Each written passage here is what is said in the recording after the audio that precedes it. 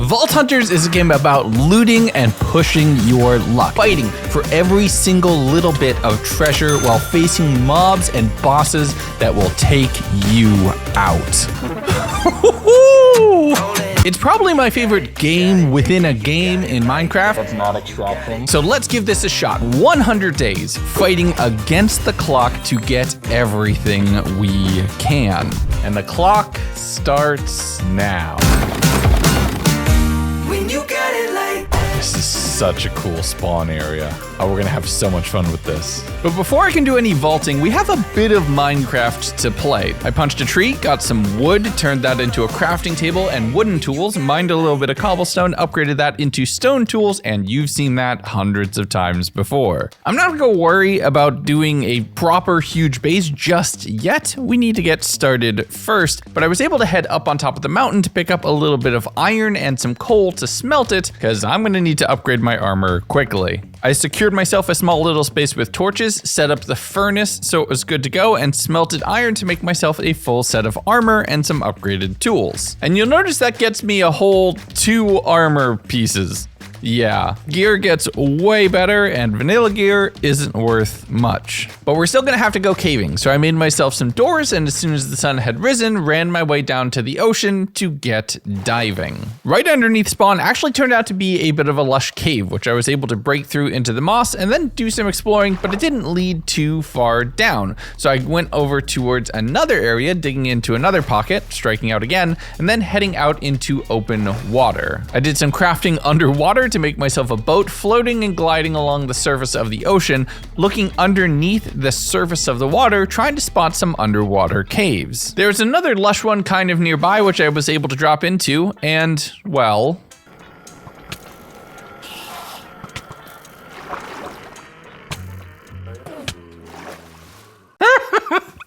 and now you know why it's not hardcore. Vault Hunters can be punishing, especially at early levels, and death is somewhat inevitable. So I ran my way back, looted my own corpse, and then just found a spot at the bottom of a sunken cave and started digging straight down. The sun rolled over to day 3 as I was working on that, using my mini-map to try to navigate myself towards some caves, finding a small pool of lava that I was able to cover up and make a little bit of obsidian, digging through to other areas, finding some fluorite, which it's very much a tease, and then inevitably finding what I was looking for. You see, to get started in Vault Hunters, I need 2 materials, vault stone and chromatic iron. Now having the first, we're still on the hunt for some somewhat less shiny rocks. I broke some pots that were right nearby, getting myself my first diamonds and a statue, using that to craft up a diamond sword and pickaxe so I could defend myself running through the caves. I jumped through this small little noodle cave, actually ending up at a mine shaft, which had a whole bunch more diamonds, some wood so I could actually craft torches, and a few other resources in the mine carts. And while the ores are nice and all, and would come in handy in an overworld-centric playthrough, we're not doing that much in the overworld here. I found my way towards a spider spawner that intersected with a geode, which intersected with a patch of vault stone, which was the main thing I was looking for. Taking a look at my map, I got a rough idea where I was. Realizing I was underwater, I could just safely dig straight up, making a little 1x1 tunnel down into the caves, which I could use later. I sailed my way back towards home, murdered a few sheep so I could get myself enough wool for a bed, and returned up, emptying my pockets, throwing down a bed, and making myself a little bit of cooked mutton as a treat. After that, I grabbed some sand so I could smelt that up into glass, starting to smelt some of the vault stone and some cobblestone to get myself some of the polished and smooth materials that I would need. Crafting the glass into panes, then realizing that the bottles don't need panes, they need glass blocks, so I dove back into the ocean for a few more blocks of sand. The next morning, I used that glass to craft up 2 animal jars. And okay, this is a part of the Vault Hunters mod pack, but I wish this was a standalone mod. You can just suck up animals into these little jars to make these animal pens, which are really, really efficient ways of storing a whole bunch of mobs in a small place. It is probably my favorite thing for early game Minecraft. But with a bunch of pets in my pocket now, my next goal is some obsidian, which will be the next thing I need to acquire. I walked over towards a little volcano-looking area, which only had a very little bit of magma popping out the side that I was able to mine.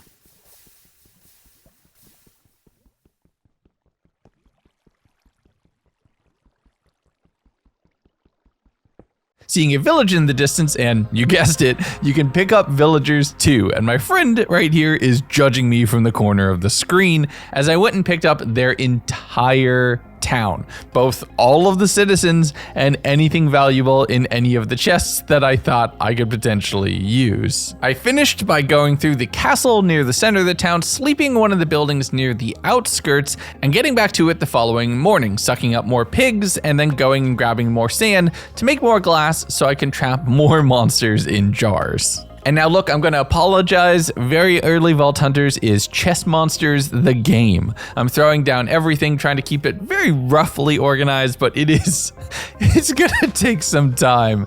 Don't worry, we do have some amazing organization options a little bit later in this world. I made the animal pens, which each one can accept a jar, and now all of these mobs are just simply farmable right here as a single non-ticking entity. But I finished collecting all of the resources, combining the chromatic iron, obsidian, one of my diamonds, and some stone bricks to make a vault altar. And this is one of the core central parts of all of Vault Hunters. By putting a vault rock into it, you're given 4 materials. Throw those materials onto the altar, they are destroyed, and you then can make a vault crystal, which can let you run through a vault. This first one was pretty cheap. I had everything minus the copper, which would require a little bit of investigating.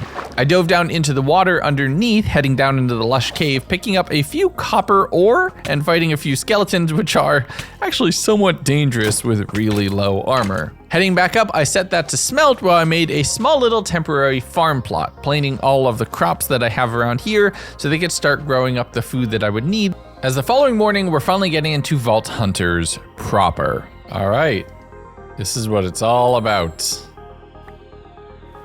Nice. Using a vault rock on a vault altar will identify the items. I already did that. Complete. I get a skill point, which will be super useful. And then there's so much stuff which opens up from here. Now I can do some of this, but I figure it's better to just kind of show you how this pack works. So let's open up our skills, which is here. And there's only one real good option. We need to learn how to heal, because that's gonna be really important. There's some food. We have our first shulker box, which we will need. Let's put away the stuff that we can't really do anything with. All right, let's do this. First vault. Oh, it's snow. Let's get our weapons. Slowness cloud is sick. And shield with thorns damage is really good too. Okay, so while this is running, let me explain vaults. Basically, you jump into this procedural dungeon. You have 25 minutes, as you can see in the bottom left, and each dungeon has an objective. This one is Elixir, where I basically just need to do stuff to fill up that purple bar at the top of the screen. Anything will generate some elixir. Fighting monsters, opening chests, looting, everything. So it's just finding which is the most efficient for any given dungeon. It's also important to basically just grab everything, as a lot of the materials inside the vault are what you need to upgrade your tools for the vault. More on those when they come up. But it's important to note that I said I needed to learn how to heal, because inside the vault, it is ultra hardcore. There's no natural health regen, and being the current generation in UHC, I actually feel pretty good about this. I know how this works, and you have far more healing capability in Vault Hunters than you do in vanilla Minecraft. The only problem is mobs hit a lot harder too. But I'm grabbing everything out of the chests, especially the gilded, as they're basically just more valuable ones, eventually finding a chunk of vault ores. These are special, unique ores and gems that drop inside the vault, which are critical to progressing. The wooden chests serve as your kind of basic loot, so so those are pretty normal to go through, and each room has several different POI, each of which will normally spawn a couple monsters. You clear those, and then you go through looting all of the chests, or mining the ores, or collecting all of the coins. There are also these really awesome rooms, like this one, an X-Mark room, which is basically a giant, potentially trapped treasure chest room down in the ground. And you know it's trapped when it sounds like this.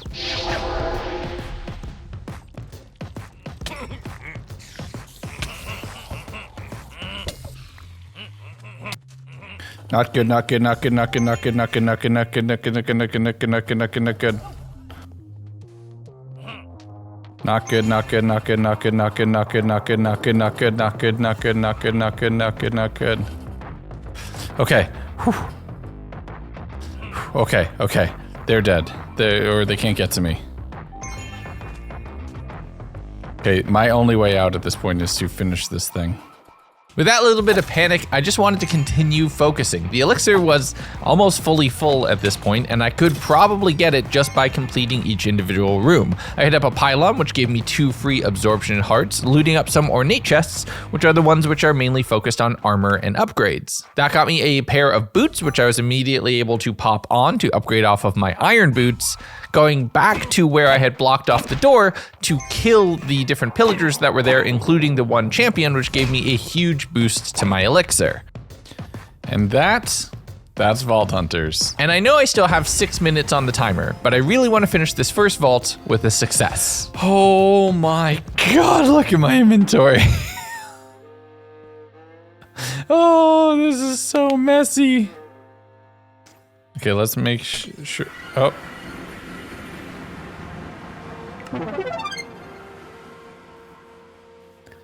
Okay, this is already a big mess, so we gotta figure some stuff out pretty quickly. Now, like I've said before, inventory management is going to be pretty awful, especially right now in the early game. We need to get knowledge stars to unlock mods to be able to improve that, but that's gonna take a few more vaults and a few more runs. I did try to organize and categorize everything into valuables, vault items, chest storage, but it was looking bad right away. But you know what wasn't looking bad? Me. I look fantastic.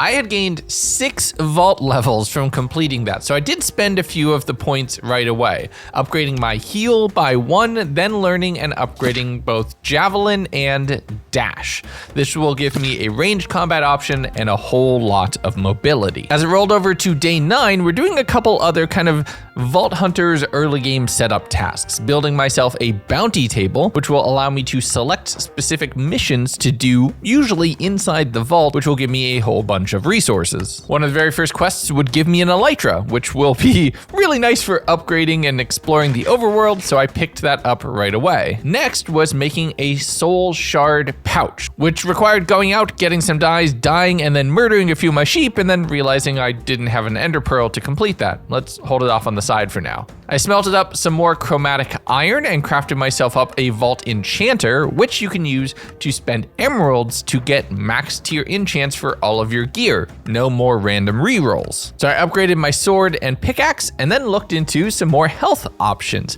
crafting up a pacifist's vial. This would allow me to drink it. It's a regenerating health potion, basically. That quest gave me the ender pearl that I needed to complete the soul shard pouch, which I could then store the shards inside, which crafting that gave me a pouch, which is basically a shulker box that you can put on a key on your back. I finished off all of my enchants on my pickaxe and then on my boots, making sure that I had feather falling, configuring my pouch to allow it to auto pick up items and match what would be put inside to make looting a little bit easier. The next morning, I took some of the items that I knew would be valuable from inside the vault and programmed them into the pouch's memory. This means that I don't need to keep an item inside, and that slot is just reserved for that item in the future. I completed another vault crystal, which really only required a few very basic basic materials and immediately jumped back inside. This one being a cave theme, which I was able to fight a lot of the monsters for, and just started looting. I don't really have any major objectives right now. I don't have any goals. I'm just going to complete the elixir, level up, and get whatever I can. As I'm picking up new items, I'm programming them into the backpack so that way I can make sure to pick up and not lose anything, grabbing all of the coins that I possibly could find, and then finding an upgraded set of vault boots, which I identified inside the vault. This would give me a whole lot more mana regen, but doesn't have the same health benefits, so I didn't upgrade it right away. A lot of gear in this pack is very Diablo-esque, so you kind of have to come up with a build and stick to it. It isn't just higher level is better. It could be better or worse depending on your play style. But I'm just mining up ores. I'm looting all of the chests by dropping the items into the floor so that my pouch could then pick them up. And I made my way right into another X-Mark room, wouldn't you know it? So I boxed myself up on both the top and the bottom, stood there, and this time...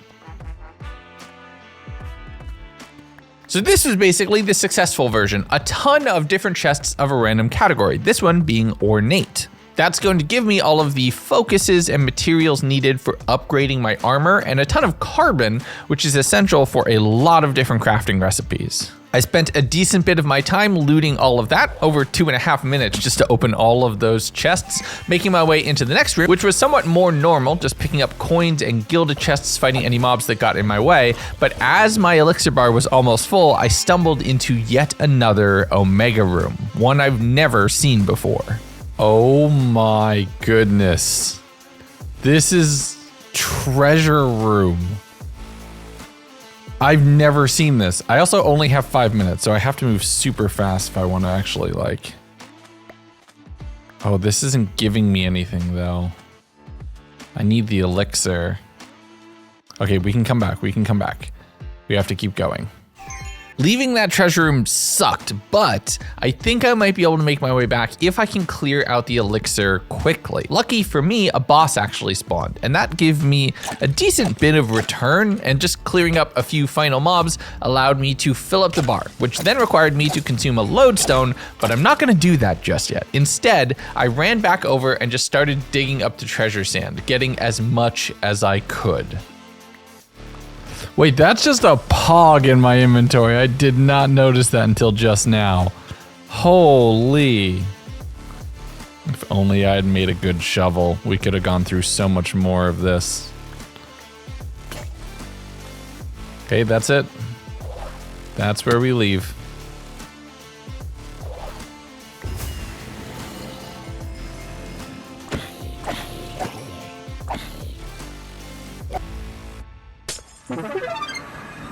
Hey, let's go. Oh my god, that's so much stuff. This isn't... I don't think you realize how ridiculous this is. Look at what this takes to make. Look at how expensive this is. And I just got one from some shiny dirt. I love it. Oh my, that is massive. Absolutely massive. I am already going to start having storage problems though. I need an item frame. Do I have one? I do. I framed the pog on the wall and picked up my Elytra reward from the bounty table and then started doing a whole lot of loot Tetris, just trying to organize everything down, and oh boy, is it already starting to get ahead of me. Multiple different chests, all filled with valuables, and it's gonna get messy.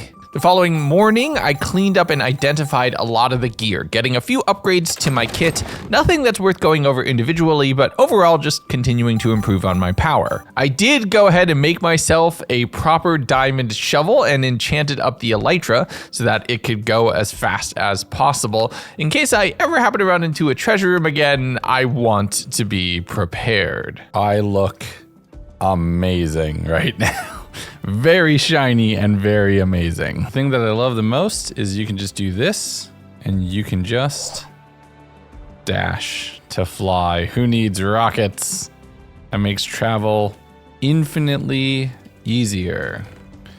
F7, complete a bounty, done. Tool station Vault tools, that is my next step. Before we get into vault tools though, I'm doing some vanilla stuff, working on another crystal just to have that ready to go, enchanting a set of diamond tools so I could use them here in the overworld safely. I made myself a new monster jar and went dashing out trying to find cows in the distance, putting all of them in the jar and collecting them for future use, finding some mesas and volcanoes and other really awesome terrain hovering around. This spawn is pretty cool. I grabbed some leaves with the hoe that I could be able to turn into the altar, dashing my way back, dropping off all of the supplies, and then realizing I had to go for one more piece of copper than what I had, ripping that out of the side of the mountain and setting that to smelt while I went to sleep.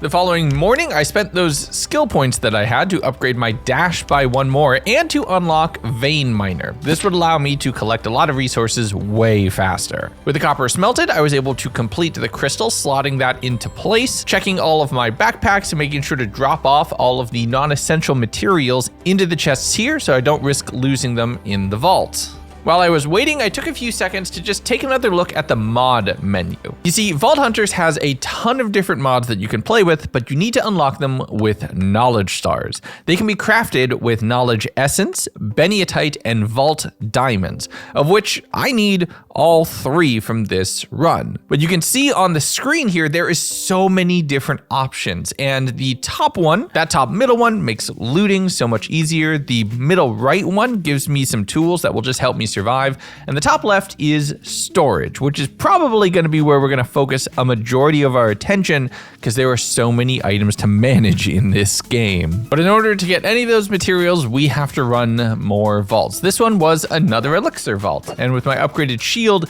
I'm going to be getting a whole lot more soul shards too, so I'm focusing on killing all of the mobs, which is great. It turns out that that's actually doing pretty good on upgrading my elixir bar. I'm looting through all of the wooden chests, mainly trying to find living, catching a few off in the corners and grabbing whatever I can, finding a small little alcove hidden back in the wall with a massive room of gilded and treasure coins immediately behind it. The next couple rooms were somewhat unremarkable, just going through a lot of the same until I wandered into a Wild West room. I'm having the most amazing luck with rooms. So the unstable TNT in this room is really dangerous, but so are the immense amount of Vindicators who are spawning in here as well. Lucky me, they were trapped underneath the edge of the platform, so I was able to clear out a few, getting to all of the gilded chests, which is proving to be a really good source of vault diamonds. I'm working my way through each of the individual buildings, just running backwards and kiting each of the mobs here, collecting a whole bunch of supplies. And it turns out gilded was great for me as my elixir bar filled. So while I was waiting, I decided to check in the back of the train cars. Oh no.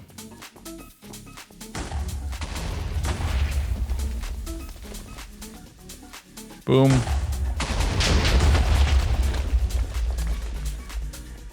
But it's interesting because a lot of things are useful here, including these crates of apples and potatoes. It's really good to just have bulk of a lot of different food materials. But with a pretty successful run under my belt, I noped my way out of this vault, and as soon as I cracked my reward crate, oh yeah, I was rewarded, all right. That is an Omega level axe, oh my god, hold up. This is about to get real. Oh, look at this thing. Look at this thing. 11 attack damage, chaining attack, attack range, a prefix, a suffix. Oh, this is beautiful. This is awesome. Yo! And this is even better. Look at me. I look pretty, don't I? With massive upgrades to my kit, I'm feeling great. I unlocked the reward chest for the bounty, getting a whole bunch of Larimar and some diamonds for it. And now here's where things kind of are gonna get worse before they get better. I just made a couple chests and started throwing stuff into all of them. It's not gonna be great. I apologize, okay? I know this is probably giving you all anxiety. It is for me as well, looking back at it, but I know the storage nirvana that we will approach by the end of this video, so bear with me. We can make this happen. You can make it through this. I compressed down a lot of the materials that I had into their block form, which can be crafted back. It's just a way to be able to store it a lot easier, and it's pretty much the only way to store all of the vault materials inside of one chest. And the next morning, it's time for skills. More skills. Let's skill. Tool station is the next thing we need to do. We'll get into that in a little bit. Expertise points, we're gonna upgrade Bounty Hunter, mainly to get this third one, to have 2 bounties at the same time. We have 2 unspent skill points. Frenzy could be fun. I could just always have haste too. You know what? Why not? So does this mean I can just... Yep, yes I can. Who needs a beacon? That is extremely powerful, extremely quickly. All right, let's see what our next challenge is. Azalea. Dyes and cobblestone. Well, I mean, cobblestone we can get pretty easy. We have that. We have a dye. We can go get azalea from that. And a diamond. So, bop, bop, bop. 3 more of those and 3 azalea leaves. I can get that pretty easy. What do we have here? Submit 21 diamonds. Well, we're 1 short. Let's re-roll this one. Knowledge. We need knowledge, so we'll activate that one right now. So with my quest set, I just needed to complete this crystal. I dove to the lush cave that exists right underneath spawn to pick up the azalea bushes and grab a little bit of extra copper as long as I was down here and could mine instantly. Throwing that onto the altar, heading up and out, trying to find some 2 tall plants so I'd be able to make a renewable version of dyes really easily. I flew for about a couple 100 blocks, finding some peonies off in the distance and a village, which I could, hire. Hello. Wink. I ran around collecting all of the villagers from around here, being judged by them as I flew my way back towards home, throwing them into a crate with their brethren from the neighboring village over. I'm a bit of a menace. But I bone mealed the flour to produce all of the dye that I needed to complete this crystal, crafting up some of the chromatic iron into blocks to then make myself a bounty table. And this is where all of the soul shards that I've been collecting from killing all of the mobs can be spent on random items that refresh in real world time. But it was really late IRL, so I slept both in-game and outside of the game, logging back in the following morning, checking the shop to see a couple different items, but nothing that I was immediately interested in purchasing. I did a little bit of enchanting on my axe to get myself unbreaking on it so it would last longer, and then spent the chromatic iron into making myself a tool station. This would allow me to make tools that I can take all of those jewels that I had been collecting and use them to add all sorts of different properties onto the item, basically crafting something that works in and out of the vault exactly how I want it to. Way stronger than vanilla enchants too. The only problem is the jewel applicator requires an anvil, and for all of my resources, I am out of vanilla iron at the moment, so I dashed around getting a few of the ores and just mining my way through. Thankfully, the mountaintops are actually proving to be a really good source of that due to the ore distribution changes. I set all of that up to smelt while just going out and getting some additional coal so I could have that to continue the process along. Completing my crystal, getting all of my copper and iron together and smelting that into the blocks I needed to craft up an anvil. The following morning, I got the jewel applicator table complete. This would allow me to do all of that enhancing of pickaxes that I just mentioned yesterday. I completed a quest which gave me a set of jewels, which would make for a really good starter tool. Throwing all of those onto the chromatic iron pick after checking the ones that I had looted and seeing if any of them were better, getting one that has all of the different affinity types. Now, this will allow me to mine the chests that you see inside the vault, which is a really efficient way at looting. So let's go do that. Quest time. And this is actually my first new objective type. This is a brazier vault. This one has all of these different little campfire brazier things in each room. Each one will give you different attributes that will change the vault as you're running through it. All you really have to do is right click on all of them to collect everything, and then you can leave. You have to make it back to the portal to get out though. You can't just leave from any room like with a lodestone. While that's all happening, I'm also making sure to go through and looting any chest that I find, mining all of the other ones and having to open the wooden chests and drop all the items by hand. I found a second brazier in the basement of the second room and a third at the top of the next one. Number 4 was in the center of the room immediately following, and all of the mobs are dropping pretty quickly when it comes to this Omega Axe, so I'm feeling good here right now.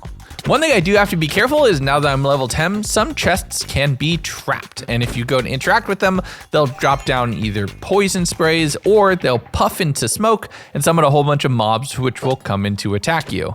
So I need to keep that in mind.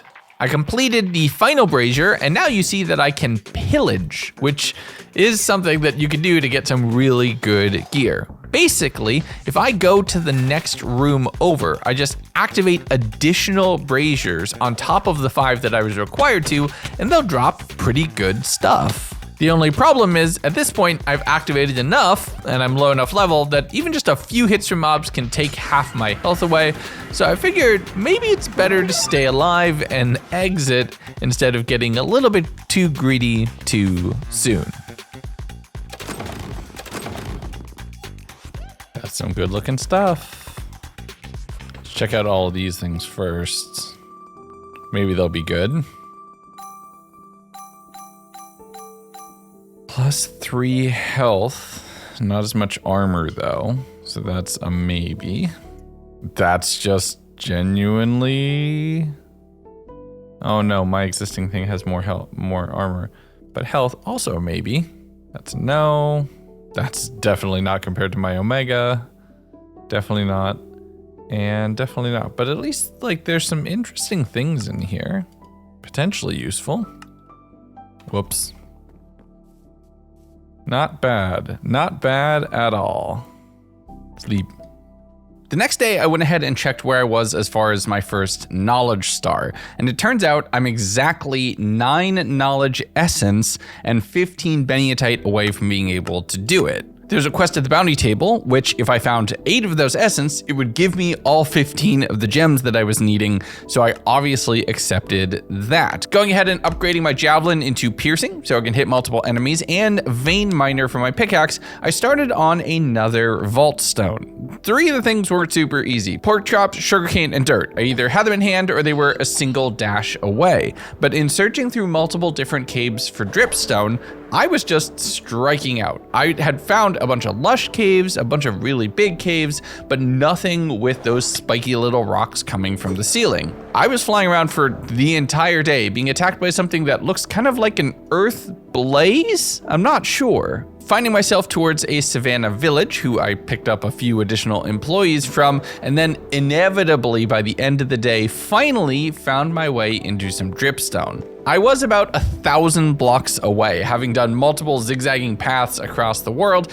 so it took me time to fly my way back home, landing directly into my bed and completing the vault rock the following morning. And in going to organize all of my chests, turns out I actually had 9 knowledge essence, so I was able to make the final knowledge shard, which meant all I needed was beniatite. Getting the knowledge essence would still get me that, so that's probably the easiest way, as vault ores are kind of rare for me right now with very low fortune opportunities.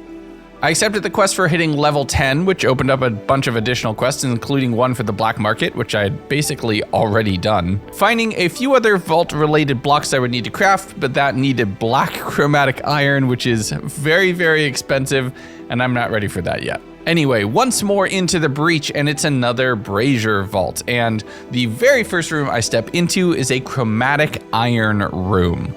And this is huge. With Vein Miner, I'm able to mine up a ton of this ore. It's actually decently hard to find in the overworld. You saw it took me about 5 days to do so, but this room allows me to mine up hundreds of raw chromatic iron in a snap. It is awesome whenever you find one of these.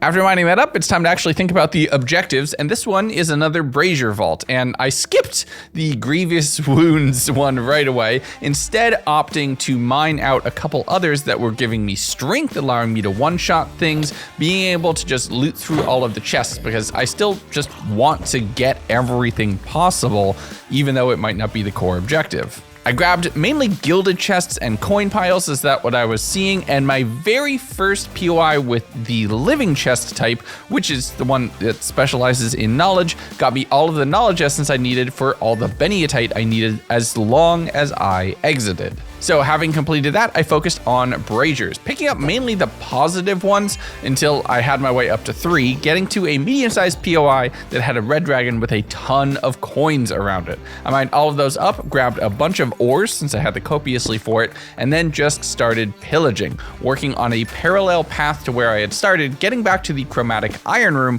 where I spent the remainder of the 5 minutes that I had left just mining up all of the ores that I could possibly see. One quick run over towards the portal, and we're finished with that, and we can get into something really huge. You know, I think we'll be good on chromatic iron for a while. I don't know. Just a feeling. Over a row of it. And that, from the pillaged brazier, that is huge.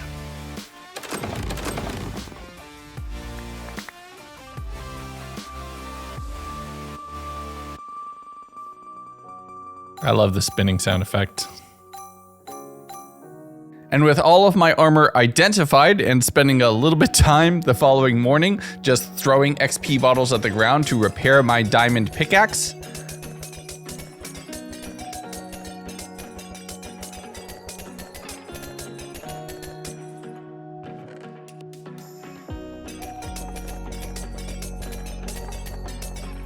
$1,700, what do we got?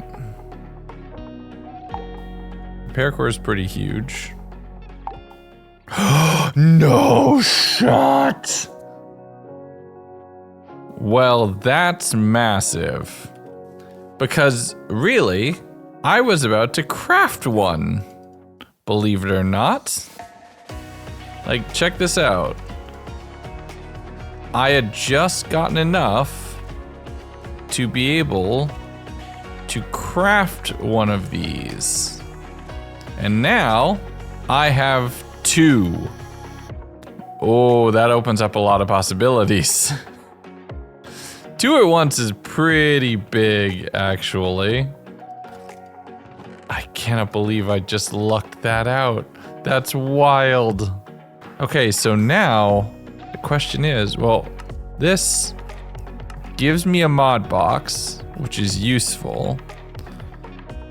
It was time to unlock some knowledge, and maybe a little bit more than I was originally letting on. Because with 2 I can unlock refined storage, but then I need power. And I can have power, but then I need 3. Oh, what a decision to make. One I will not make right away, because we actually got a little bit more in here too. So yeah, I need a little bit more knowledge to really get into storage. I need 3 stars to both have the storage and to power it. A bell? I can do that quick. And I'm not gonna use the bell that I had right there on top of the crafting table. No, instead, I flew around to a couple different villages, just seeing if I could grab one of their bells, flying all the way out to that savannah village to pick one up, and then turning around and spending all of that time to get home. I think I can get to 3. if I can get another crystal, especially if I can get a crystal that is really good on knowledge. This seems doable. Now, I can't specifically tune a crystal for living chests. Not yet. That is something that you get to much later in the world. But we can go in with the objective of just looting as much living as possible instead of worrying about the full vault. So while I was working on the crystal, I was also researching all of the different things I would need to be able to craft up the storage grid, the disk drive, and everything else. It was a decent bit of chromatic steel, which is a lot of carbon with the chromatic iron that I had just collected in the previous vault, and the black chromatic iron ingot I had gotten from pillaging was gonna go to use here. I had one unspent skill point, so I spent that into strength to just make myself a little bit stronger, investigating what was available on the black market and considering gambling again, but being a bit short on shards. I picked up a bounty that if I found vault diamonds in the vault, which I need anyway, I'd get 10 chromatic steel for free, so that's definitely great. Throwing the rock into the portal and getting started. This time, I am mainly focusing for living chests, looking and just trying to spotlight those and kind of ignoring a lot of the others, with the exception of coins and gilded, as those are the ones that have given me the best chance of getting a diamond.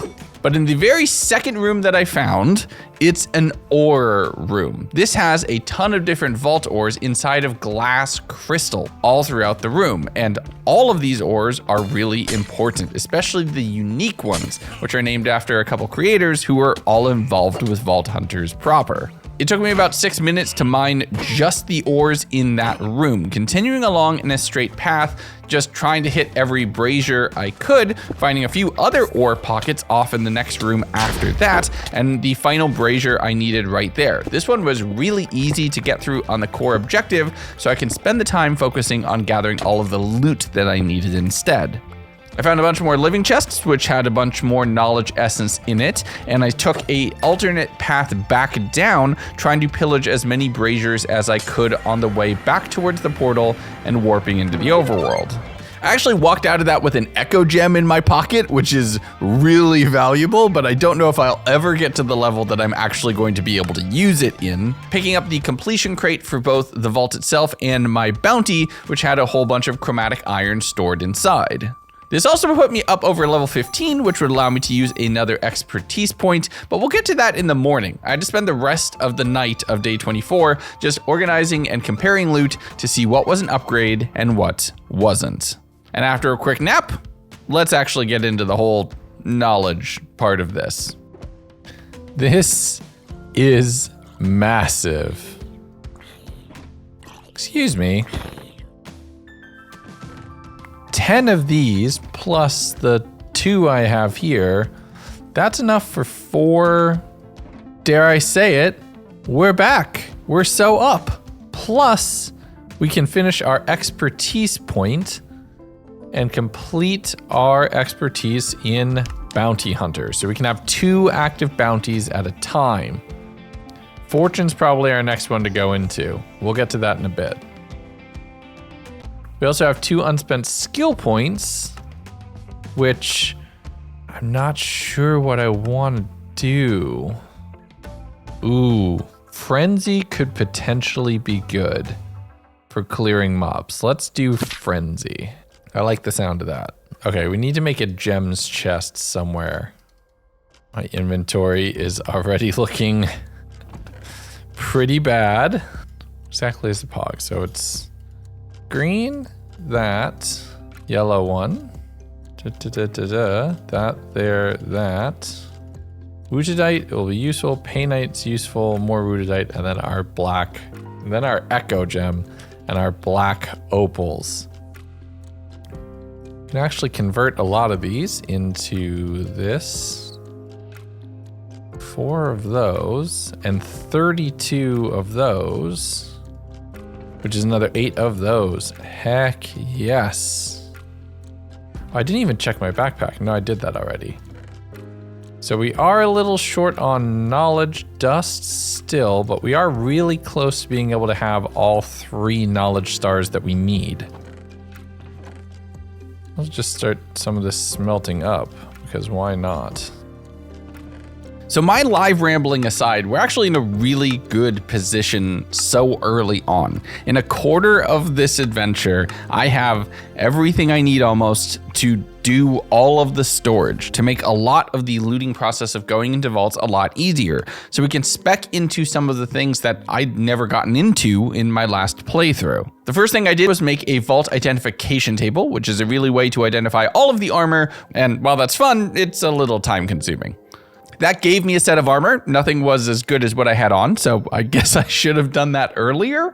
So instead, I spent a little bit of time just kind of organizing, condensing all of the vault bronze down into gold, trying to organize everything in the other crates that I have, just trying to maintain some semblance of control over the chest monster before I can shove it all into a computer in the future. But looking into a couple of the other things that I needed to kind of get to the next level of vault stuff before going in and running my next one, so quests would be on time, I needed some netherite to be able to do a vault recycler. This would get me netherite from vault gear, as well as a bunch of other focuses, but you kind of need a first little bit of netherite to jumpstart the whole process. So the next morning, I flew over towards a large volcano that I had passed by earlier, throwing some water down on the lava and mining up with vein mining about a half a stack of obsidian in a few seconds. Flying back home, I dug a little area into the wall opposite of my vault portal to make myself a more traditional vanilla portal, marking my location, which was in the Soul Sand Valley,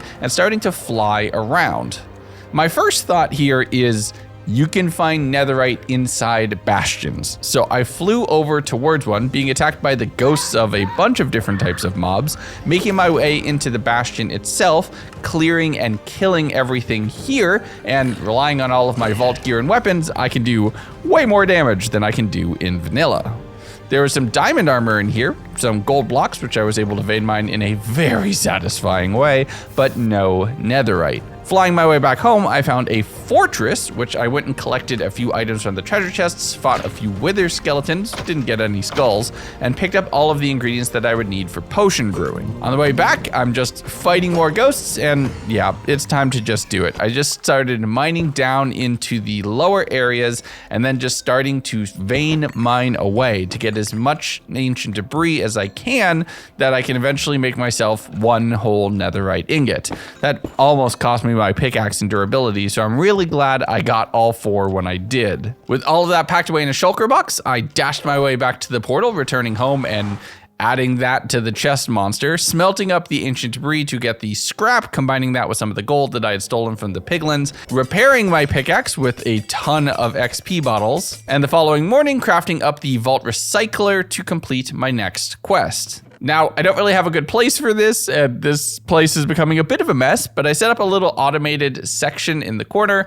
throwing a hopper into the side, which didn't work. This thing only accepts items from the top. So instead of, thinking about it again, I dug a little cavity into the wall and just placed everything out in here, throwing down all of the vault gear that I was no longer using or had never chose to accept for my build, having that converted into a ton of scrap, a bunch of focuses, and a bunch of vault plating, which will be useful a lot later down the line. Most of the stuff in Vault Hunters does this. You can recycle what you don't need. It's a very economic way to do things. That allowed me to make another netherite ingot, which I was able to combine with some smooth stone blast furnaces and a bit of vault essence to make myself a vault forge, which is where I can actually craft gear for myself if I don't want to rely exclusively on the stuff that I find inside the vault itself. The following morning, we're really going down a rabbit hole on crafting here. I made a bunch of chromatic steel, which would allow me to make the jewel applicator and jewel cutting station, which would allow me to then modify the jewels that I had to be able to make them a little bit smaller. We'll talk about size when I actually get into using my tools a bit more, taking some of the materials that the game had given me to craft myself up a magnet, which was not as good as the Omega magnet that I had already found for myself, so into the recycler it goes. I tried to repair the anvil that I had, but it looks like that was unmodifiable, so I had to go up and get a whole bunch of iron from the top of the mountain, smelting that down into a fresh anvil so I could make an artisan station. This is where I can take all of the focuses that I've been collecting to allow myself to modify the gear that I have, either rolling additional stats where empty slots exist, or re-rolling gear altogether to turn it into something else. That allowed me to complete another quest on a little piece of trash armor that, you guessed it, into the recycler it goes. Making all of the chromatic steel that I possibly could to make a block of it, which I'm gonna need for my next build.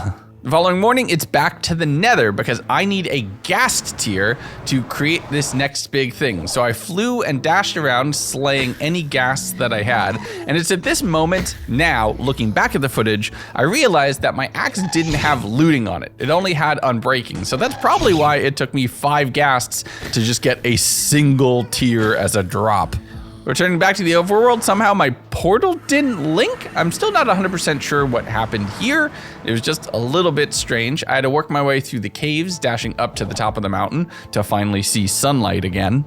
Heading back home and crafting up a few potion adjacent materials, a glistening melon, a spider eye, a bit of nether wart, and 2 chromatic steel blocks. I had everything except the spider eye, so I had to wait until it was evening, and the lack of looting, in retrospect, is causing me a lot more problems here, as I had to fly around killing spiders, going through a dozen or so before I finally got a single eye to drop.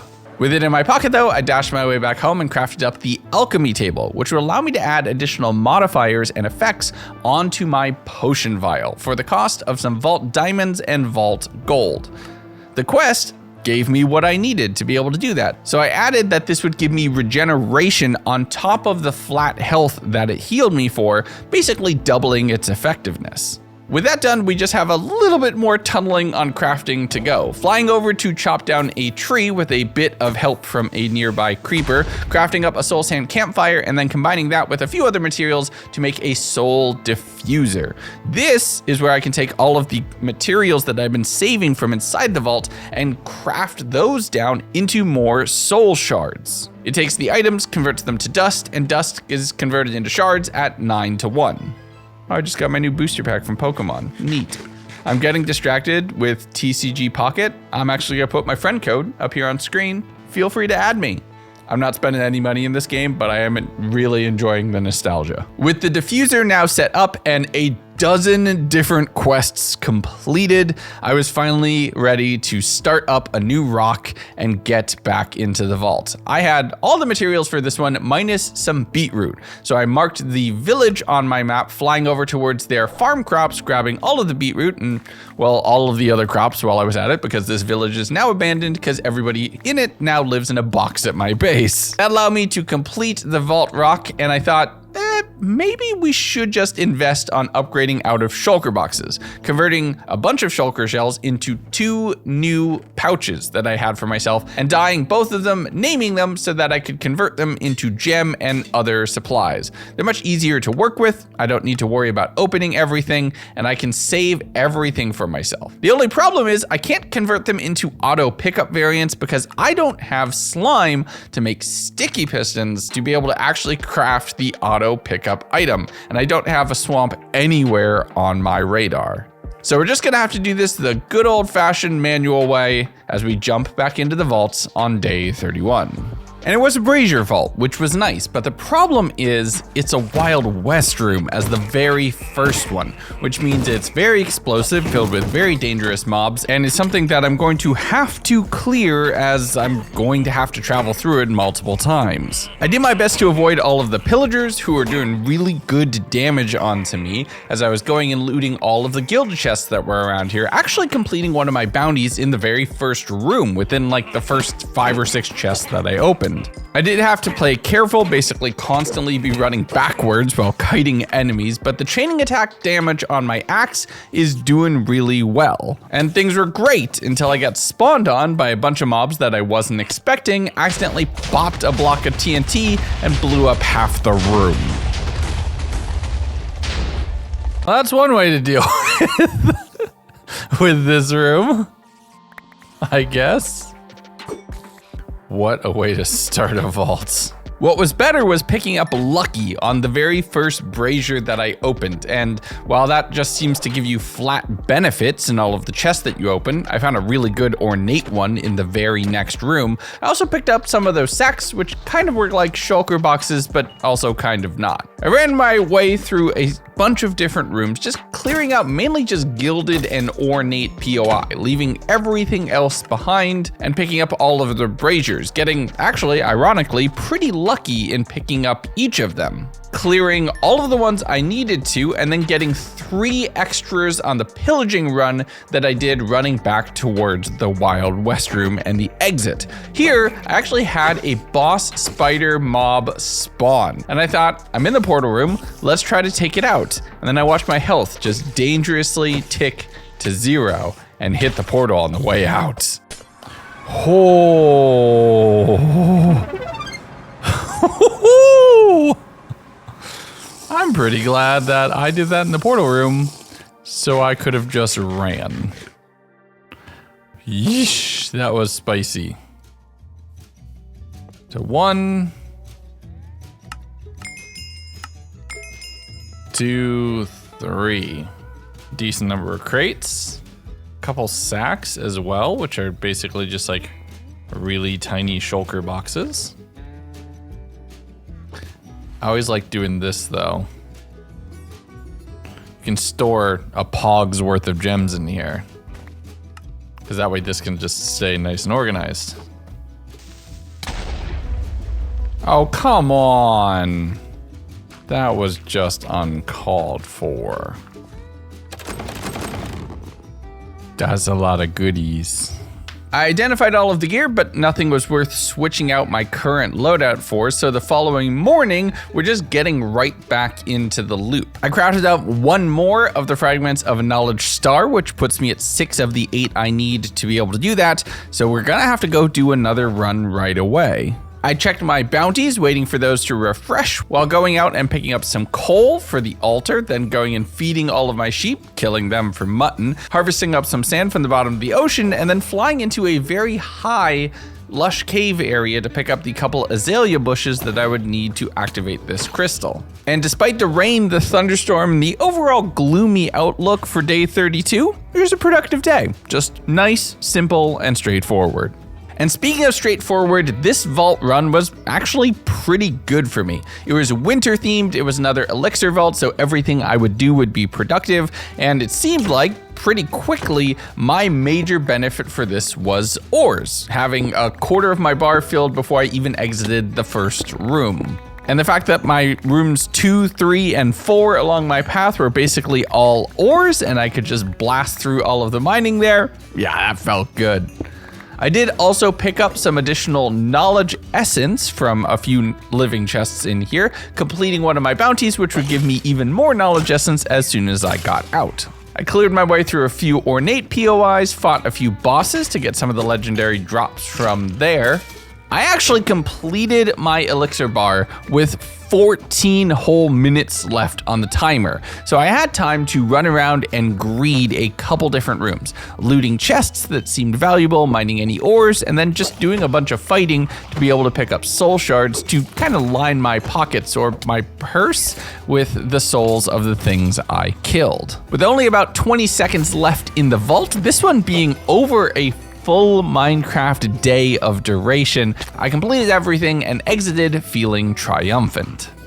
Here we go, not bad at all. I got a lot of gems in that and not nearly as much knowledge as I was hoping for.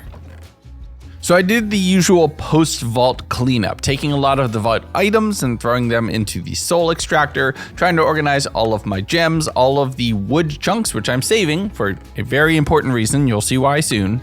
But I condensed everything down. I picked up all of my bounties from the bounty table. I laid the crates out, and my success here is gonna rely on what's sitting inside of those. Okay, if we get 2 knowledge in this, we are golden.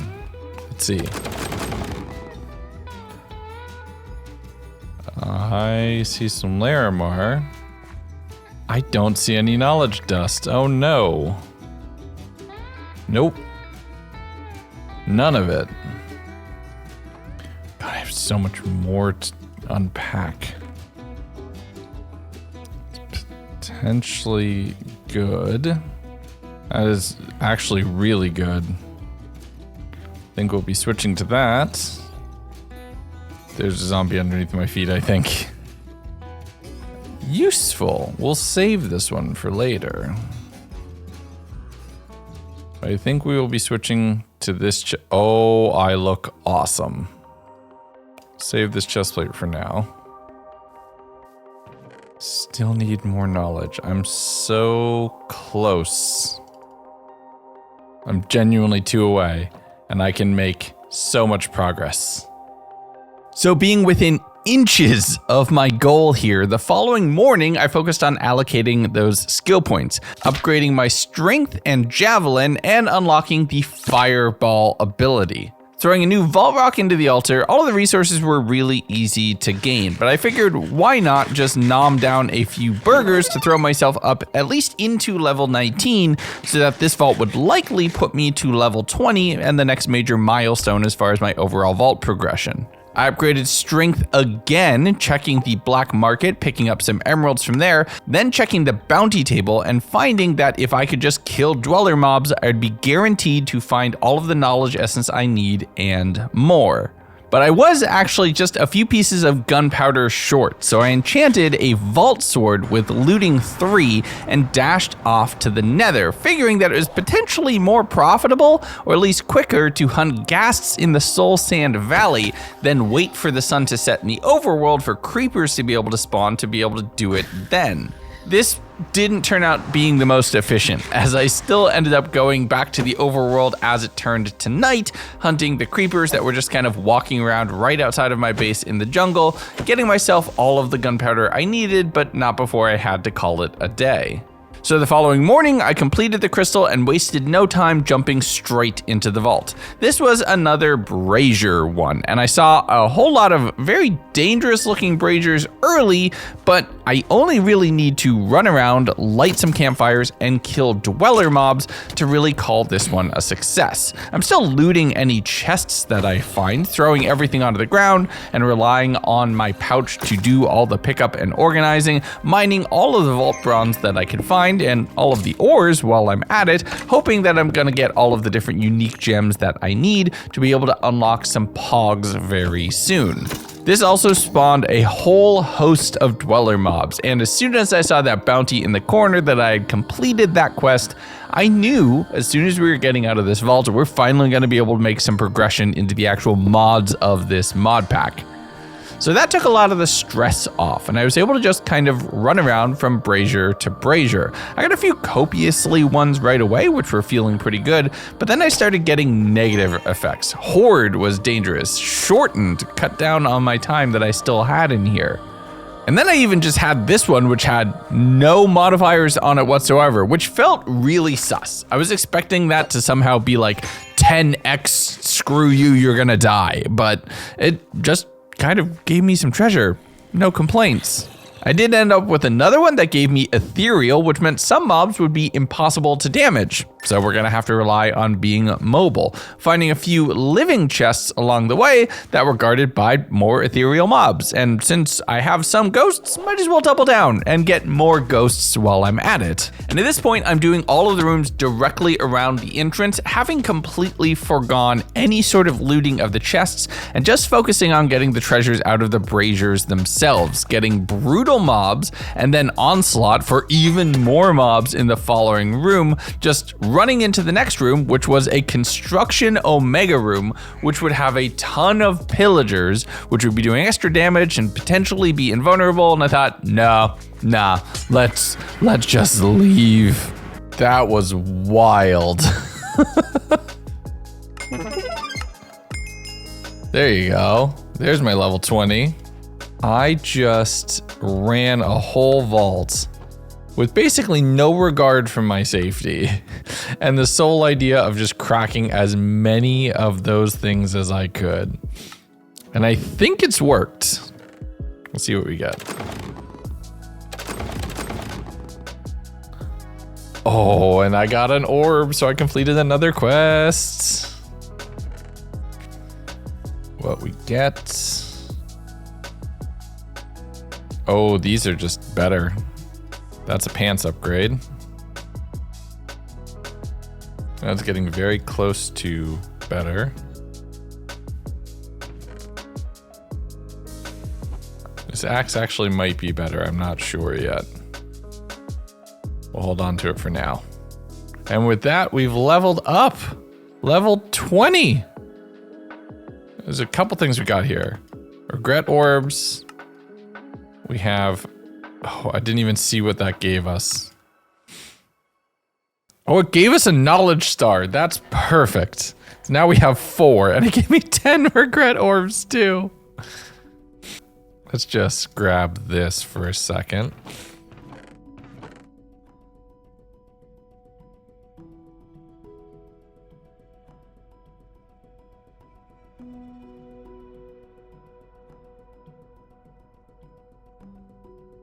Four knowledge stars. That's pretty good. Absolutely no complaints. With knowledge secured, I'm focusing on my expertise point, which I dumped into Fortunate, giving me just a flat level of Fortune forever. So I'm basically always rocking Fortune 4.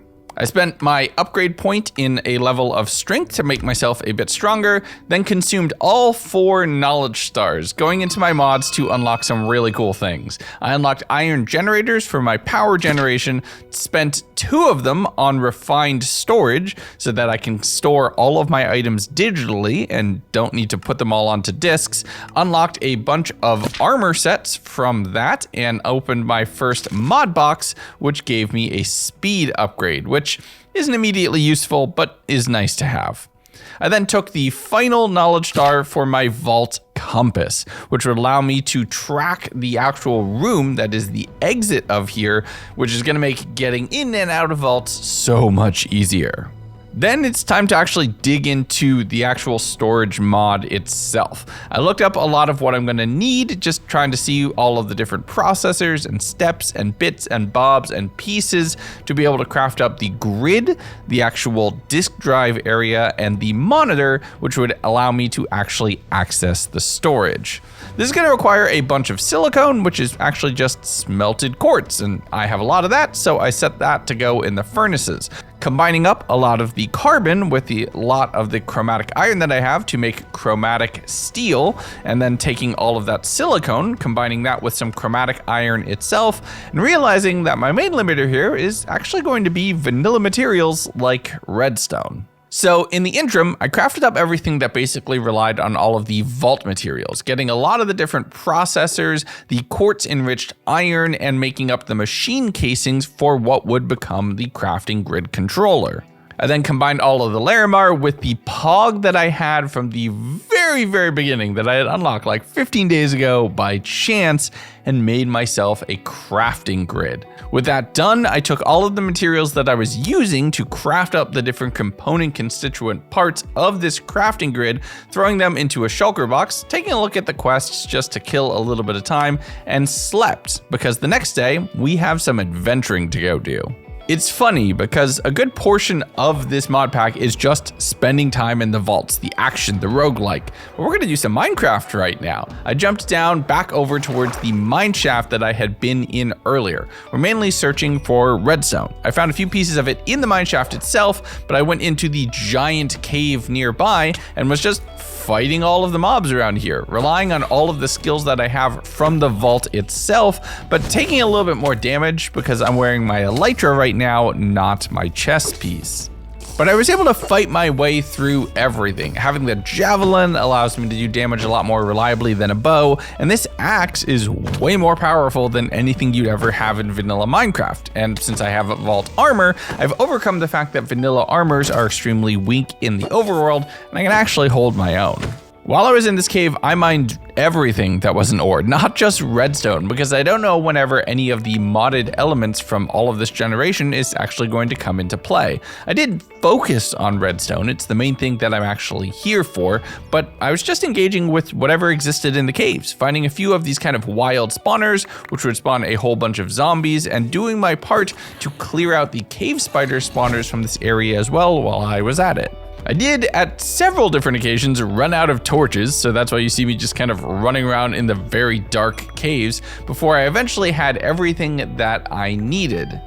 Finding my way into a spider spawner at the very end of when I was about to call it quits and grabbing a few rare supplies from in there while starting to think about how I need to get home. I picked up a last couple diamonds heading out towards trying to get back towards what I thought was my exit, finding a second spider spawner, this one having some golden apples in it, which is really great because they are extremely expensive to craft in this mod pack. But eventually I just found my way to a cave system, not the one that I had come into this mineshaft from, but the one that I had entered in all the way back on day 4, following back along all of the tunnels, picking up redstone that I had left behind some 35 days ago, eventually just saying, you know, whatever, let's just make a nether portal and use that to get home faster. Spawning into a bastion, which was a little bit of a panic, dashing my way out of there so I could avoid any potential death, making my way towards my portal in about 1 or 2 extra dashes from that, having it safely home and all the supplies I need to finish crafting this crafting grid. I dumped a lot of my materials in chests, went through the effort of condensing a lot of things down into their block form, and then went to craft up the final portions of the processors I need to be able to craft out the actual grid itself. I then went and made some spare processors and the 2 pieces of black chromatic iron that I would need to be able to make the disk drive, which is where I actually insert all of the digital disks that I'm about to create, which are actually how you can store items. One of these little items right here is 4,000 individual items that would normally fill several dozen chests. You have to be careful that you're not going to put too much of this in one spot and overload the data of a chunk, but you can be pretty careful and pretty liberal with what you throw in here as long as the individual items don't have that much NBT. With all of that done, I took a furnace, surrounded it with chromatic iron to make a iron generator, and then took that, combining it with a whole bunch of diamond blocks, which are kind of useless realistically, a little bit of vault diamonds and some chromatic steel to make a diamond power generator. Or well, I would have if I didn't encounter the problem that I'm going to let past me now explain to you. That was a manic 3-day crafting session. But with all of that done, we have our controller, we have our disk drive, we have our grid, and we have the means to craft up the generator. It just needs this, which I don't have any of. This is also just ridiculous. This we can make thanks to the quest that we have over here. So let's get ourselves a rock. Sea pickles. Sea pickles. I took care of everything else in the crystal first, except for the charcoal, which would require actual charcoal, so I left logs to smelt while I headed out to explore. Sailing over the ocean using my elytra and the dash ability, I found a couple ocean monuments. I found this really awesome, like, blue shattered mesa, a really tiny one, just barely sticking out of the ground. I'll make a note of that for later. Knowing that I needed to find a warm ocean, I'm just staying over the water, mainly, picking up a sunken ship and a treasure map, finding a really cool Blackstone Coast jungle island here in the middle of the water. And that happened to be where the treasure map actually led to, so I picked up everything useful here, throwing it in one of my pouches, and these are so nice for just moving things around. That jungle led to a desert, where I accidentally put my giant axe into a pot, had to break it to get that back, and then saw a few other lush areas and a desert temple, which I mined down to pick up all of the TNT and a few of the items from the actual treasure room here. Another golden apple is pretty great. I got over towards a warm ocean and a coral reef, which was right next to the desert, where I was able to pick up all of the sea pickles, marking this location and marking where I had seen turtles in case turtle eggs ever come up for a future vault rock, and then just dashing my way back home, arriving just as the night ended. On day the meaning of life, I invested a few pieces of netherite that I got from scrapping all of my old vault gear with a few vault diamonds and a compass to make a vault compass, jumping right into a vault to show you how it works. You can basically right click and it sets that target inside the vault to either a specific room or a specific objective.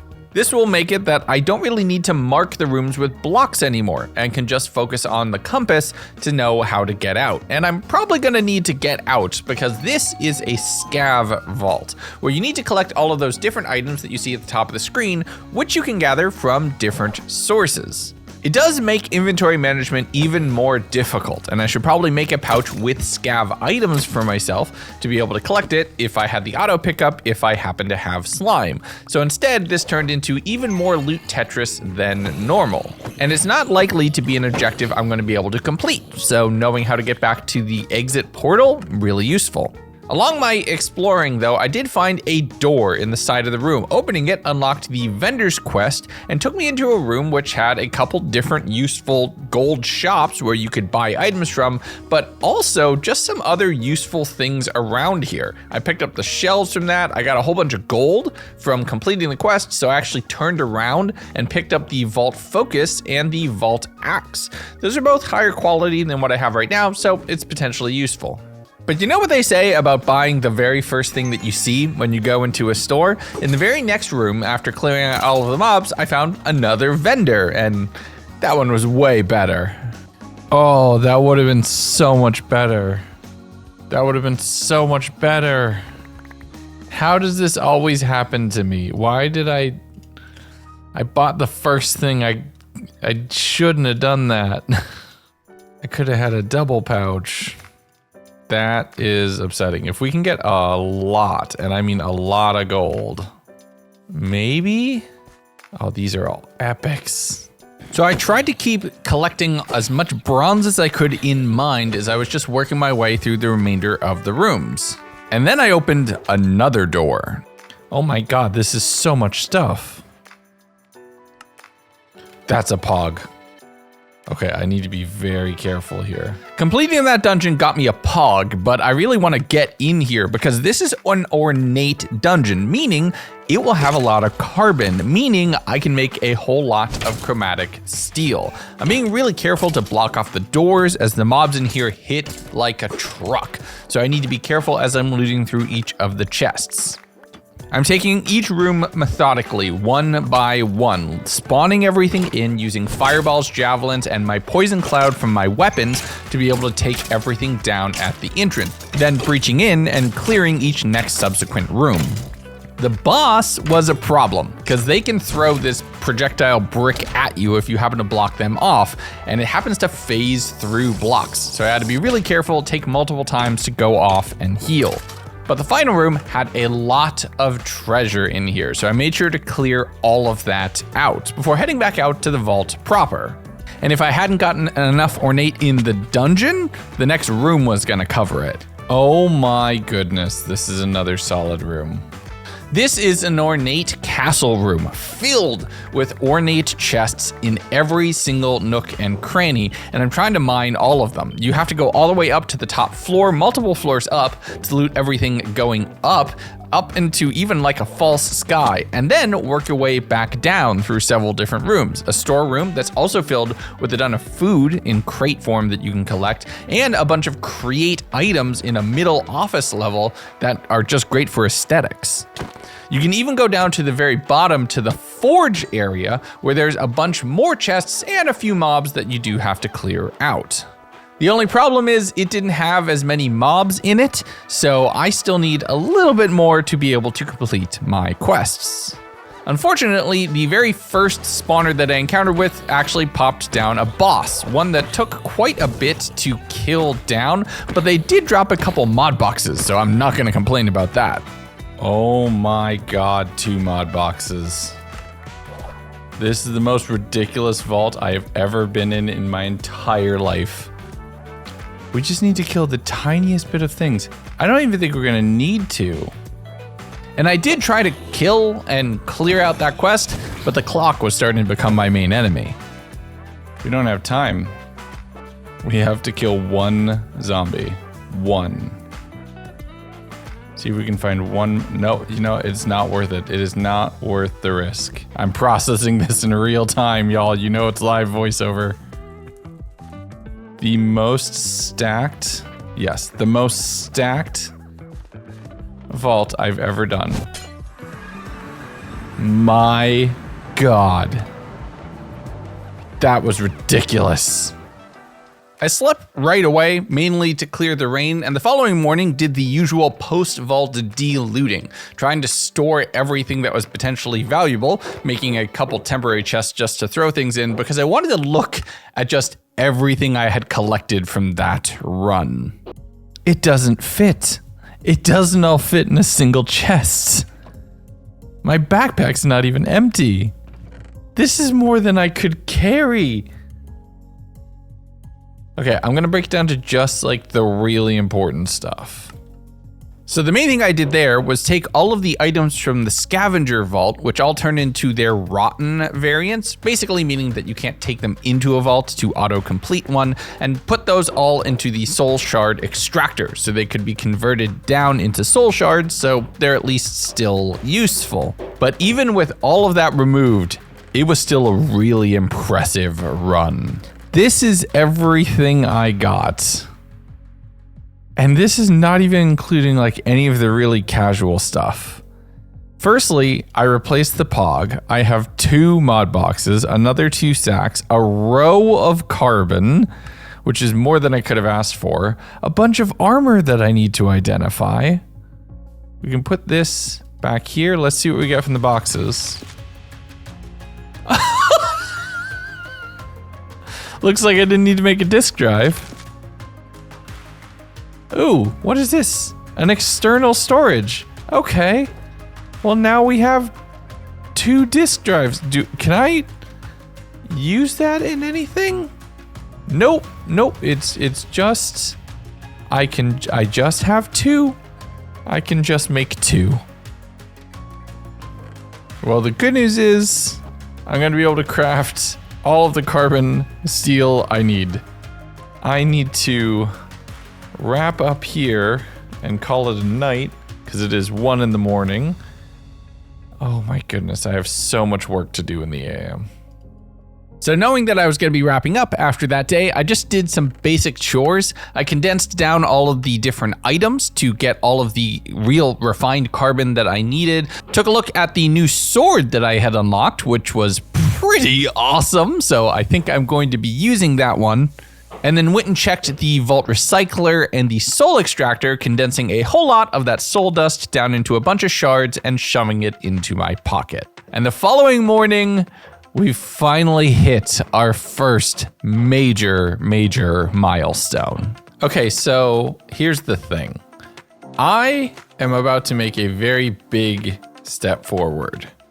This is all I could ever need for storage, but moving it's gonna be a pain. So I kind of think I wanna find a house. Like I wanna find a place that I actually wanna live, not just the first little ledge that's kind of relatively sort of close to spawn. So let's go exploring for a bit. So I just dashed off, donning my wings and going out to explore the world a little bit more. The very first thing I saw was this lush cave shelf in the middle of the mountain here, which I thought could potentially make for a really cool, natural looking base. But I told myself I didn't want to just live on the first thing that I found. So I just headed out to explore, finding a few really tiny islands underneath a massive floating frozen island with giant spruce trees and a ton of calcite around the whole thing, which looked really interesting, but would be really hard to potentially get additional resources from. So I continued off in another direction. I dashed over mesas and mountains and through cavernous caves, but really the volcano seemed like the coolest option. I mean, when do you ever get a chance to just live in a volcano, right? So I headed back and started clearing off a little bit of lava and blackstone, trying to see if I could make a viable platform somewhere inside this base. And I did come up with something, so we're gonna commit. We're gonna full send it. I put down the crafting grid, setting up the diamond furnace with all of the wood chunks from inside of the vault, which it could burn to generate power. I then slotted in all of the different storage disks that I had and started breaking down everything, putting all of it either into shulker boxes, if it's specific items that I know need to go down, like all of the vault workstations, or if it's my overall material and overall storage, just dumping it into the digital storage because that's where it's going to live mostly anyway. Grabbing a few pumpkins on my way out, I had the entirety of everything I had collected in about 6 blocks worth of space. And I only noticed this right now, but I'm pretty sure I left the pog behind in that item frame back at spawn. We're gonna have to check in it when we do like the day 101 live stream, because I think it's there. But I dashed my way over towards the volcano, digging a small space into the mountain and setting up my storage system right there embedded into the wall. With everything set, I took a quick little nap, and with light, not having to worry about mob spawns, I started cutting and clearing a small space, making some large support legs and then a platform of vault bricks where I'm gonna set up all of my individual workstations. I dug into the cave to set up the actual vault portal itself, carrying over some of the aesthetics that I had from the first little base that I had made for myself, using the deep slate that I had to make deep slate vertical slabs, throwing braziers down for the vibes, and then making the time to put down all of the different individual vault workstations inside the cave area, setting up all of my animals out here on the platform, and recreating the systems for the auto destruction of vault gear and vault items down into shards. I moved all my villagers into boxes, set up some statues holding skulls, threw down a bell, threw down torches all around the platform, trying to spawn-proof the thing, going back to my storage to collect anything useful from here, and looking around to see what I'm gonna be able to do next. We're approaching the midpoint of this adventure, so several days of building leads into going into a vault at this point. I headed out to grab some clay to complete that vault rock, seeing that I should build a modification station as my next major quest milestone. So I crafted up the black chromatic iron, throwing that right next to the portal, and getting a geode caves theme and a phoenix crystal, meaning that I had 1 free revive inside this vault. Also, now that I was level 20, I had unlocked trinkets, so I rolled my first one and got a set of wings. Wait, I already have wings. Gives the player wait. This means I can do this and this. Chestplate elytra, let's go. That is just really good news. I can put that away. I used a little bit of XP bottles to repair my diamond pickaxe, and the following morning, we're the halfway point, I should really have automated loot management at this point. So I crafted up a nature's compass, which would allow me to point myself towards a specific biome. I set target for a swamp, which was several thousand blocks away, and then sailed out, finding a somewhat dinky swamp between a couple different islands, and no mob spawning in it because it was far too bright. So I spent the day just dashing around. There's another volcano-ish biome right here that I'm able to mine a lot of the ores around, finding a really cool cave that I could go flying through, and a meteor crashed into the ground where I can't use any of the blocks from inside it, but I can mine them, so I just have them for the future. I waited until it was later that night, harvesting some slime balls from all of the little baby children cubes that I killed here, and that sounds really bad when you think about it. Making my way back home before the night ended, starting to craft some cobblestone before a creeper came and exploded, throwing me off. Following morning though, I was finally able to actually craft up the upgrades and get them installed in all of my pouches. Now everything will automatically pick up copies of whatever items I put in. I also refined what I was keeping in my main backpack pouch, so I was only storing the stuff that I really wanted, throwing that crystal in and jumping in. This actually had Champion's Abode as well, which meant that we're gonna deal with a lot of those mini bosses throughout all of the different rooms. And literally the very first spawn had a champion skeleton right there. They are a little bit harder to kill, they take a bit more time, but the good news is they usually drop a piece of vault gear, and it's always at least nice to have that, even if it just means we're getting a bit more netherite. The first couple rooms of this specific vault were also very ore-centric, meaning I was getting a lot of different gems. I followed my way up a little stream of water, finding a whole bunch of mobs up here that were only guarding a few wooden chests. The ghost champion was actually really annoying to kill, as it didn't take any any knockback either, so I had to really kite that one around. But by the time I had completed 2 rooms, not even, I'd already killed about half a dozen champions, getting several pieces of vault gear and a whole lot of coins that they had been protecting as well.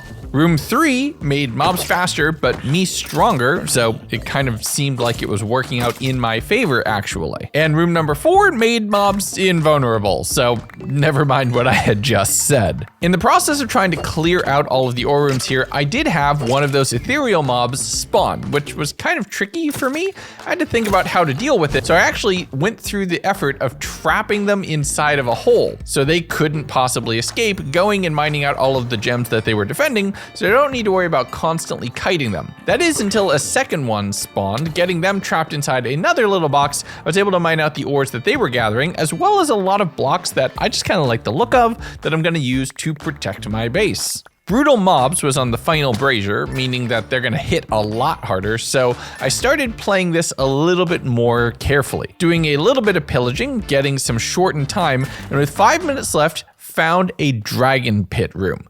This could be a ton of coins, but I don't think I had the time for it. That hurt to walk away from, less so when the next brazier just reduced my time even further, and I only had time for one more before having to jump out of the vault. Once you're back in the overworld, de-looting was pretty quick. I could just dump everything into the computer and rely on its sorting to store everything in a way that was somewhat useful, but I'm not putting everything in there. I am keeping a few chests with some specific pieces of armor and valuables that I think could be useful.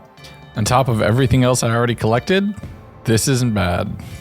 The lemon specifically is really useful. That will come in handy. Oh, I filled it. There, we can just put that over there for now. That will be useful, just not right now. Almost 2,500 shards. That's awesome. Well, let's get the bounty pearls out of here too. Oh, yep. We'll take that right away. Identified the gear. For some reason they have over here. I'm gonna move this stuff. Okay, what do we got? Ooh, that's actually kind of nice. +2 chaining attack. I'm not gonna lie, I think it's time that the axe gets upgraded. But putting my gear aside for right now, I'm focusing on aesthetics because fashion game is the end game, using some of the blocks that I had grabbed from that vault to work on improving the area immediately surrounding my portal, giving the very kind of industrial villain inside of a volcano look, which I'm honestly pretty happy with. I like the look of that. Oh, that looks awesome. With that done, I cracked all of the crates from the vault that I had just completed, and I ended up picking up a blank seal, which unlocks 5 or 6 major different quests that I can take on, and is kind of the next major hub of progression once you're past level 20. But before we get into that, I'm gonna spend a little bit more time at the base. I crafted up some ornate and gilded chests, which all act as bigger than a single chest for one block, and they make some nice decorations around the place, using that to categorize all of my vanilla gear, as well as some of the vault gear that I was still holding on to, and having that kind of be in a thematically appropriate place. But my next major questline was to make an artifact tome. Artifacts are actually the end game of Vault Hunter, something that I've never actually gotten to, and I don't think I'll be able to get to in this 100 days unless I absolutely speedrun it, but I still want to show this scoreboard. It's the main kind of version of progression in the game.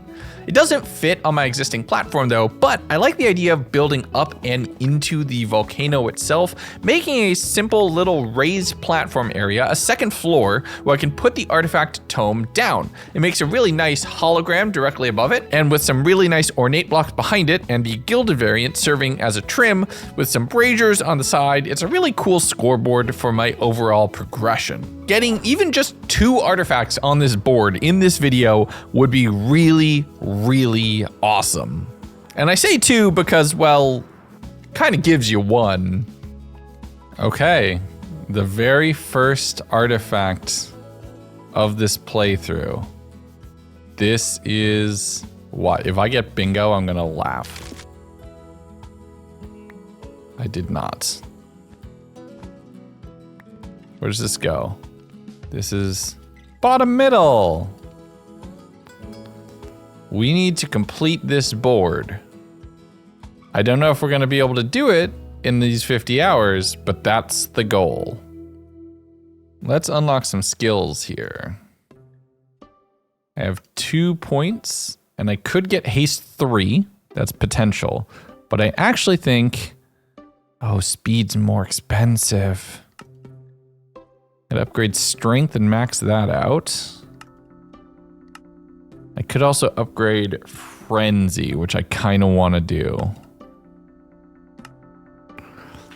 I could also upgrade my javelin a bit, which I think actually, yes, this is the play. Let's upgrade javelin twice.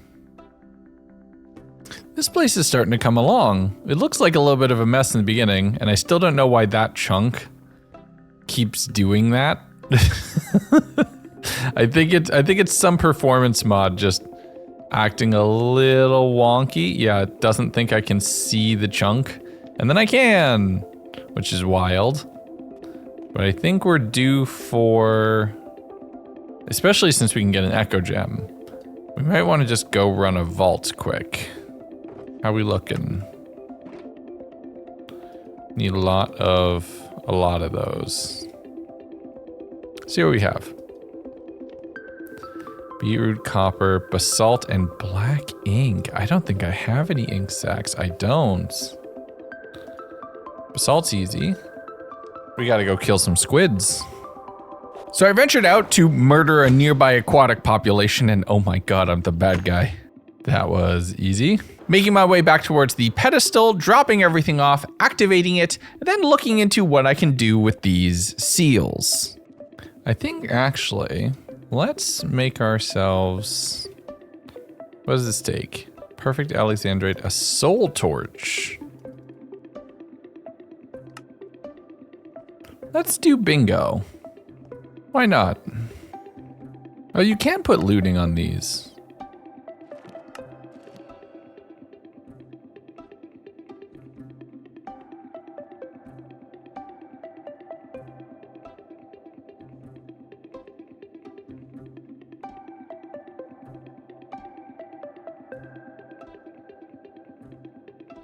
I've never done a bingo vault before. Let's see what this is like. Flawlessly loot ornate. What does flawlessly mean? Free a villager? Rapidly kill horde mobs, kill dungeon mobs. I genuinely don't know how this works. So we're gonna figure it out as we go.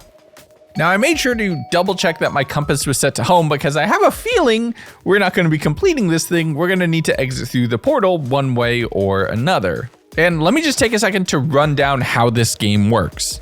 This is a bingo vault. If you've ever seen any bingo in Minecraft, this is getting bingo. You need to make a line on this board. I still don't know if that auto completes it or if you would need to exit the portal at that point. And let me give you a spoiler, we're not gonna do that in this vault, but we're gonna try our best. Wait, what are you? I don't know what that is. Okay, flawlessly loot ornate. We can do, I'm gonna need vault stone, so this is perfect. Some of the objectives here were really straightforward. It was just do a thing X number of times. Others, like the flawless and the silently, those are things I didn't really understand until I started getting a little deeper in. You'll see that flawlessly ticking up as I'm mining through all of these ornate chests. And it turns out that was doing it without taking damage, which I realized after I stubbed my toe. There's also the combo variants, which basically means doing a step and then the next one and then the next one. Oh, I see how the combo works. Okay, so you gotta like clear.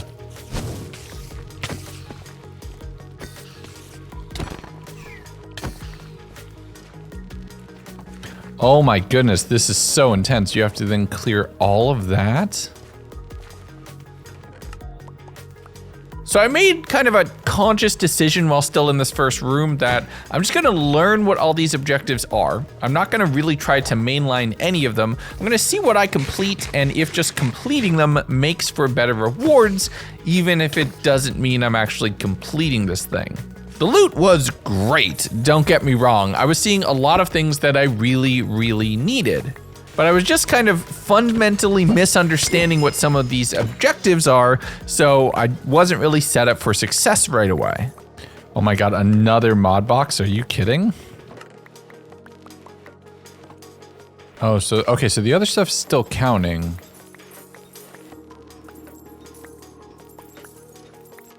It's just like the gold row. This is just like the really good row. Another mod box. Now, the thing that I started to realize pretty quickly is that this was a slightly better than normal vault. It had a lot of stuff in it to allow you to actually complete some of these objectives. It did mean that just doing a bingo vault by default meant that you were going to get better than average stuff. And this is something that I will abuse down the line. Oh, wait. I might be able to do this if this is all wooden.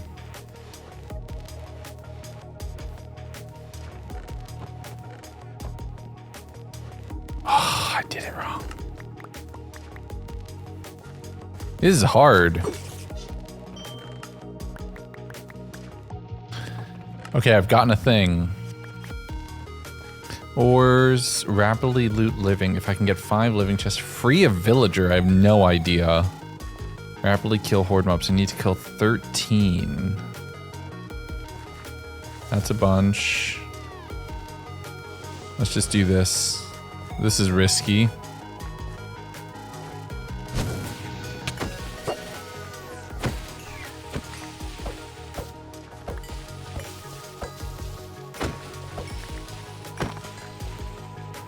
No, I'm short.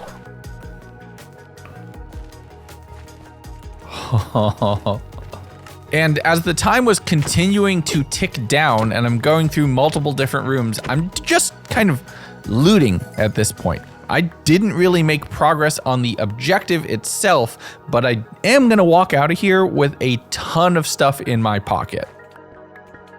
Loot without taking damage. Oh, that makes more sense now. The heart. That's what flawlessly means. Oh, that's very difficult with how I play. I'm not gonna lie, this one's a bit of a wash. I had no idea what I was doing, and I think I got a really hard card from the beginning, but now I understand how this game works. I can come back and do the second one and probably do better. Oh boy. This is fun though, I like it. Oh. That was smooth. That felt really good. With under a minute to go, I dashed my way out of the vault, completed a few of my quests, which is great, took a look at everything that I had acquired, and it was quite something. And with almost a full day of live VO, I don't need to talk about what I'm doing, I can just focus on what I'm accomplishing. That doesn't make any sense. That is, why do I say things like this? Let's redeem, what do we got? Maybe, no, potentially, actually. That's a ton of attack damage. We'll save that. That could be useful for somebody else. No. That might come in handy later. So we'll put that up there. We'll recycle those. Now, I have all of these things to open. 6 of these. Basically diamonds and emeralds, no complaints. Now, mod boxes.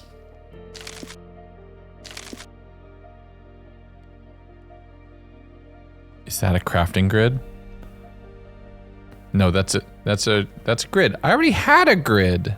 Well, now we have another. Okay, so we can make another storage system if we really wanted to. What's this? A 1K disc? Eh. Oh, we're pretty full. So that's a good idea. Actually, real quick, let's take this out.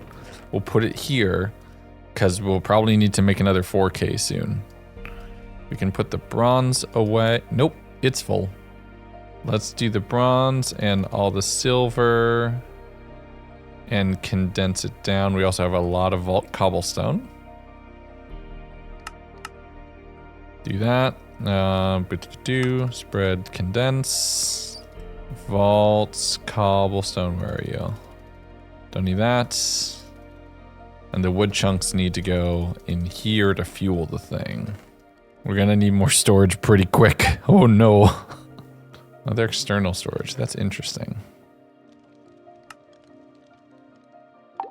Ooh, a repair core is just good to have. We'll buy that. Yeah, we can literally make another one. That's really interesting. Okay, let's see. We have enough. We have enough. Way more than enough. Since and redstone and chromatic iron that we can make the casing. 3 of those, which we didn't need. We already had one. We only needed to make 2. That's fine.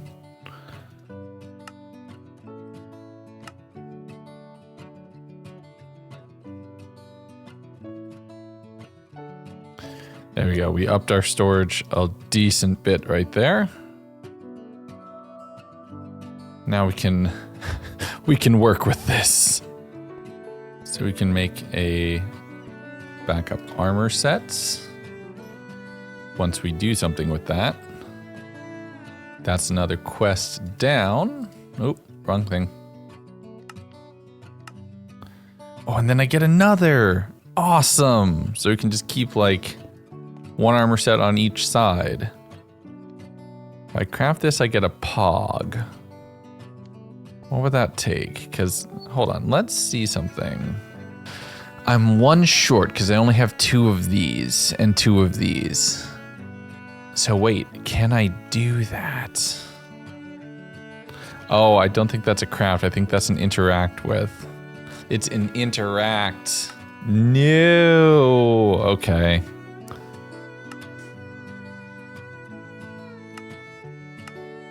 Do I have a pog? No. Let's just see. 1, 2, 3, 4. 2 of those. 2 of those. 2 of those. And 2 of those. So we can craft 2. Oh, we're a little short on gems too. I need another 6 of those and another pog. And I can make the crafting grid, which would be a huge, huge upgrade. I think I can do it. We might need to go do a plunderer's vault, but that's a tomorrow problem.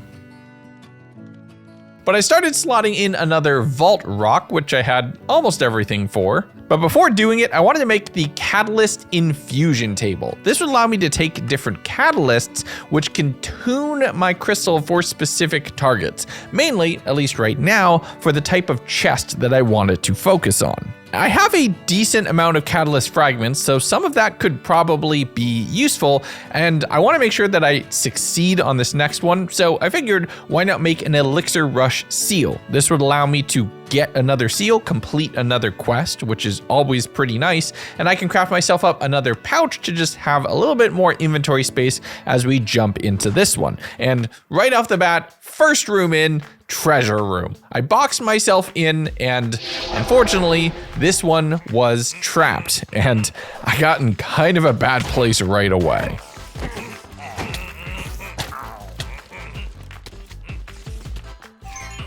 This is very bad.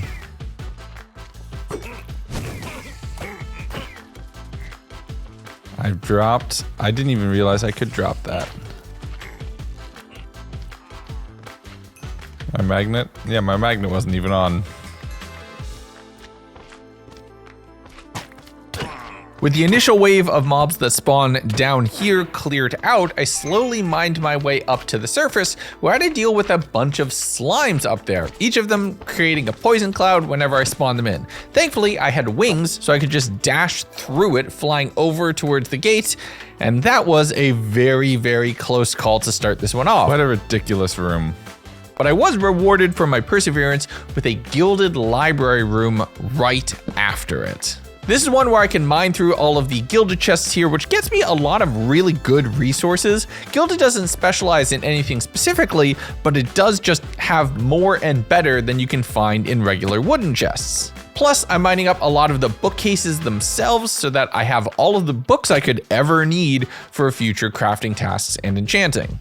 And this thing has a ton of different layers to it. You can watch the timer. I spent 5 whole minutes in here just mining up everything, including the walls, which have a lot of really nice decorative blocks in there that I'm gonna use later. Plus, the Gilded did really good for my elixir, and I'm almost 50% of the way through in under 50% of the time so far. In the very next room, I found a vendor space, which didn't have anything that I decided to pick up on, as did neither the second one that I went into. But I did find a whole bunch of vault bronze, which, yeah, that's definitely my jackpot, with just one of those POIs filling up almost a quarter of my bar on its own.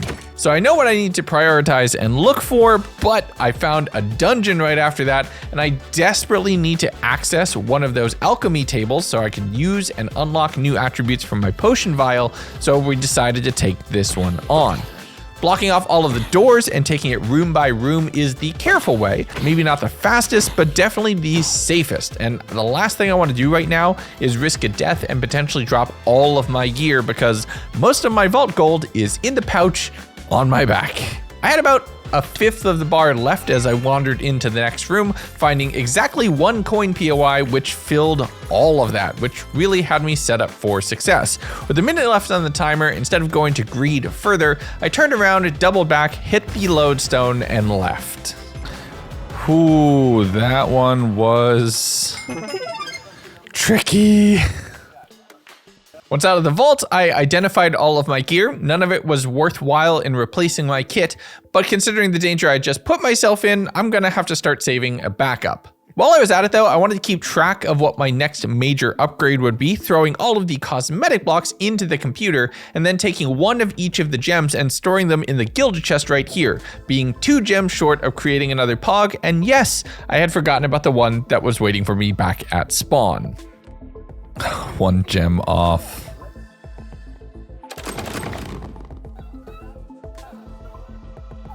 I did end up crafting 1 more black chromatic steel to finish 1 more of the corners of this crafting recipe. Oh, whoops. I've done that wrong. Ooh. Oh, that's actually really good for a soul build. And then heading over towards my Vault Forge, I was able to make some really impressive gear. I enchanted up the wand with Unbreaking, as I'm going to use that to replace my shield, dropping that off in the soul build, and then going to grab some of the blackboards that I had collected from the library and trying to do some really rudimentary art project. And I'm not gonna lie, this took a little while to figure out exactly how it worked and exactly how I could potentially get this to work well. My idea was just having my logo in a little spot right here at spawn, except as you can see, while I might be good at Minecraft and making funny things, art is not my strong suit. Well, I tried.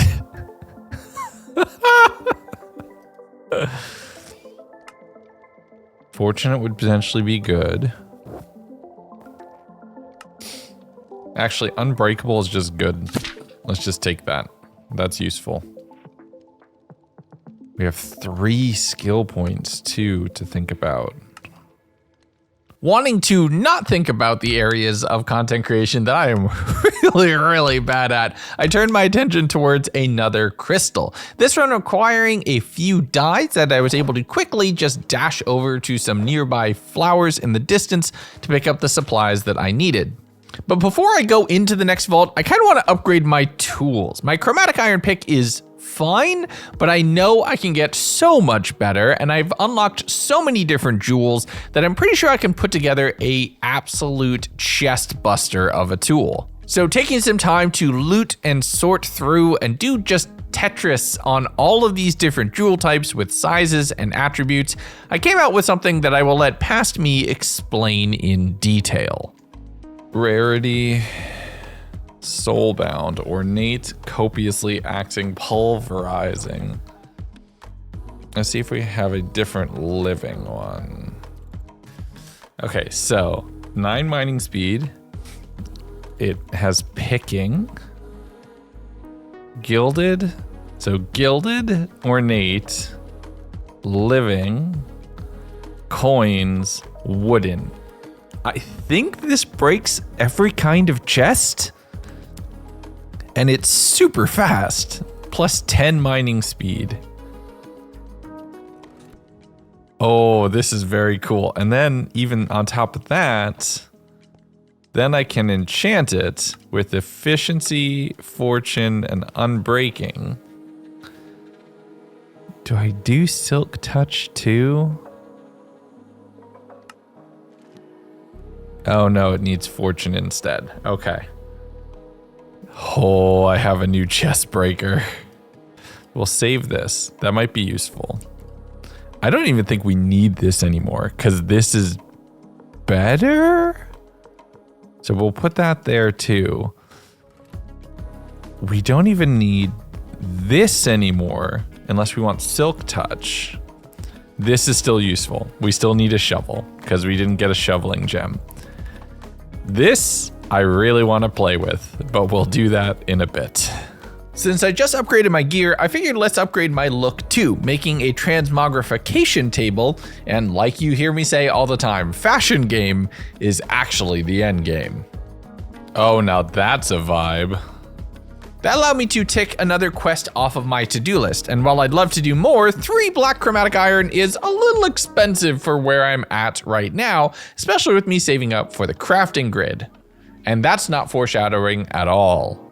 Now thinking I had a little bit more of a handle on how to do these objectives, I placed my second bingo seal on another one of the crystals, setting that up to be my next vault objective. And with the wand in hand, multiple pouches, and everything I thought I could use, I jumped in for another round. Flawlessly discover rooms. That I can probably do pretty quickly. I just run through rooms. Discover Omega rooms, free a villager, still don't know how that works. Silently loot gilded, don't know how that works. Rapidly discover room, that feels contrary to the flawless. Silently loot chests, silently loot ornate. Mine vault ores, activate pylons, loot living. Okay. I am almost certainly not going to do this, but let us try. And I'm not gonna lie, the way this vault started, I'm just gonna play the live VO. I wasn't in YouTuber mode, this is purely stream of consciousness, but you need to hear it. Just gonna do this real quick and quiet like.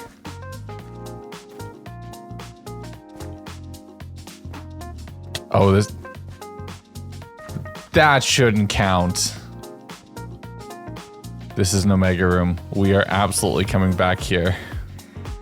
Is this another Omega room? It is. Oh my goodness. Okay, this is everything I needed to. Oh my god! A village room, okay.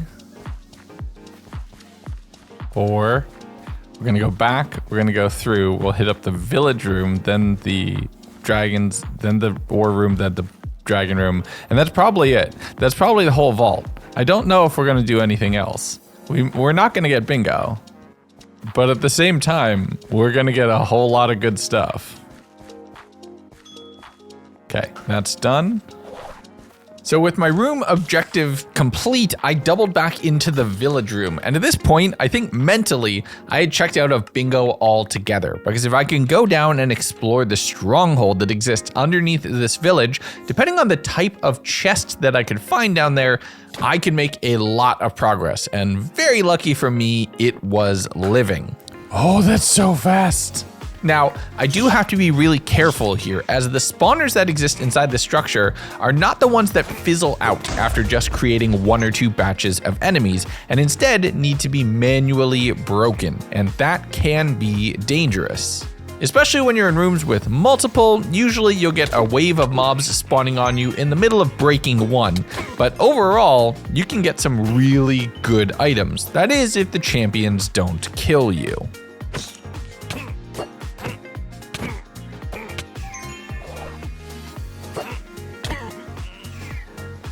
Oh my god, that was so rough.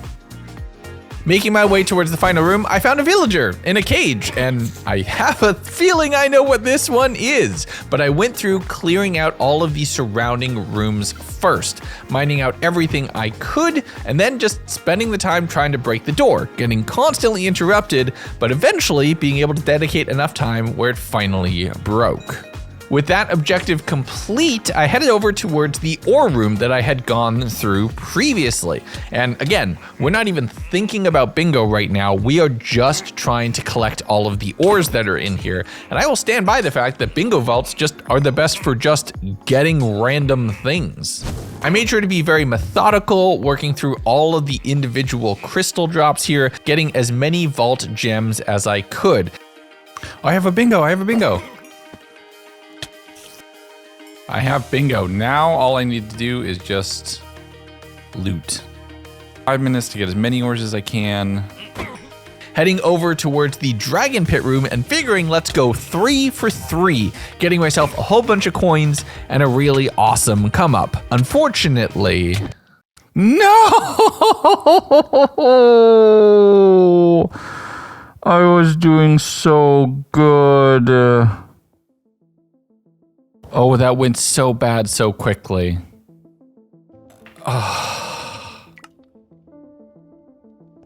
Hello, ghost me.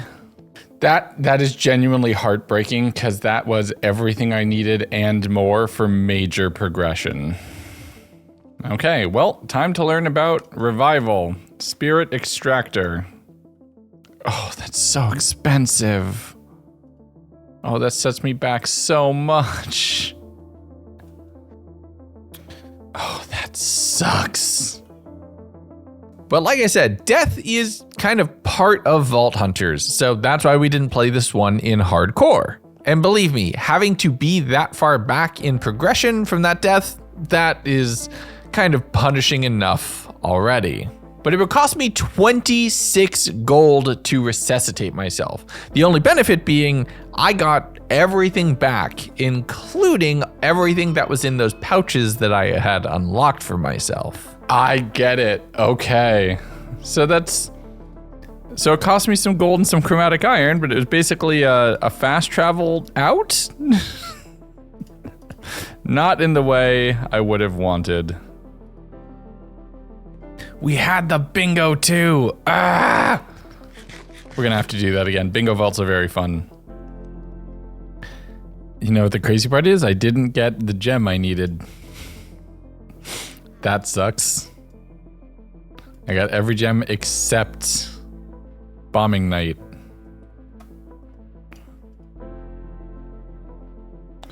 Well, there we go. At least I haven't lost progress. I just need a little bit more chromatic steel, which I just need a little bit more carbon for. So, okay, we're fine. We're fine. This is fine. This is massive. 3 more stars. That's huge. So the question is, what do I unlock? That's 1, that's 2.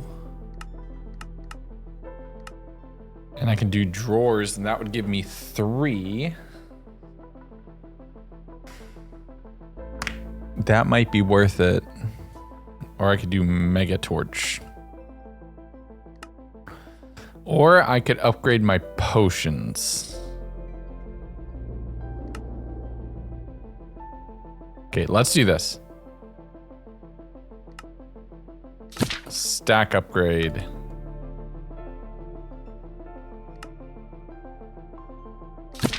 Potion upgrade.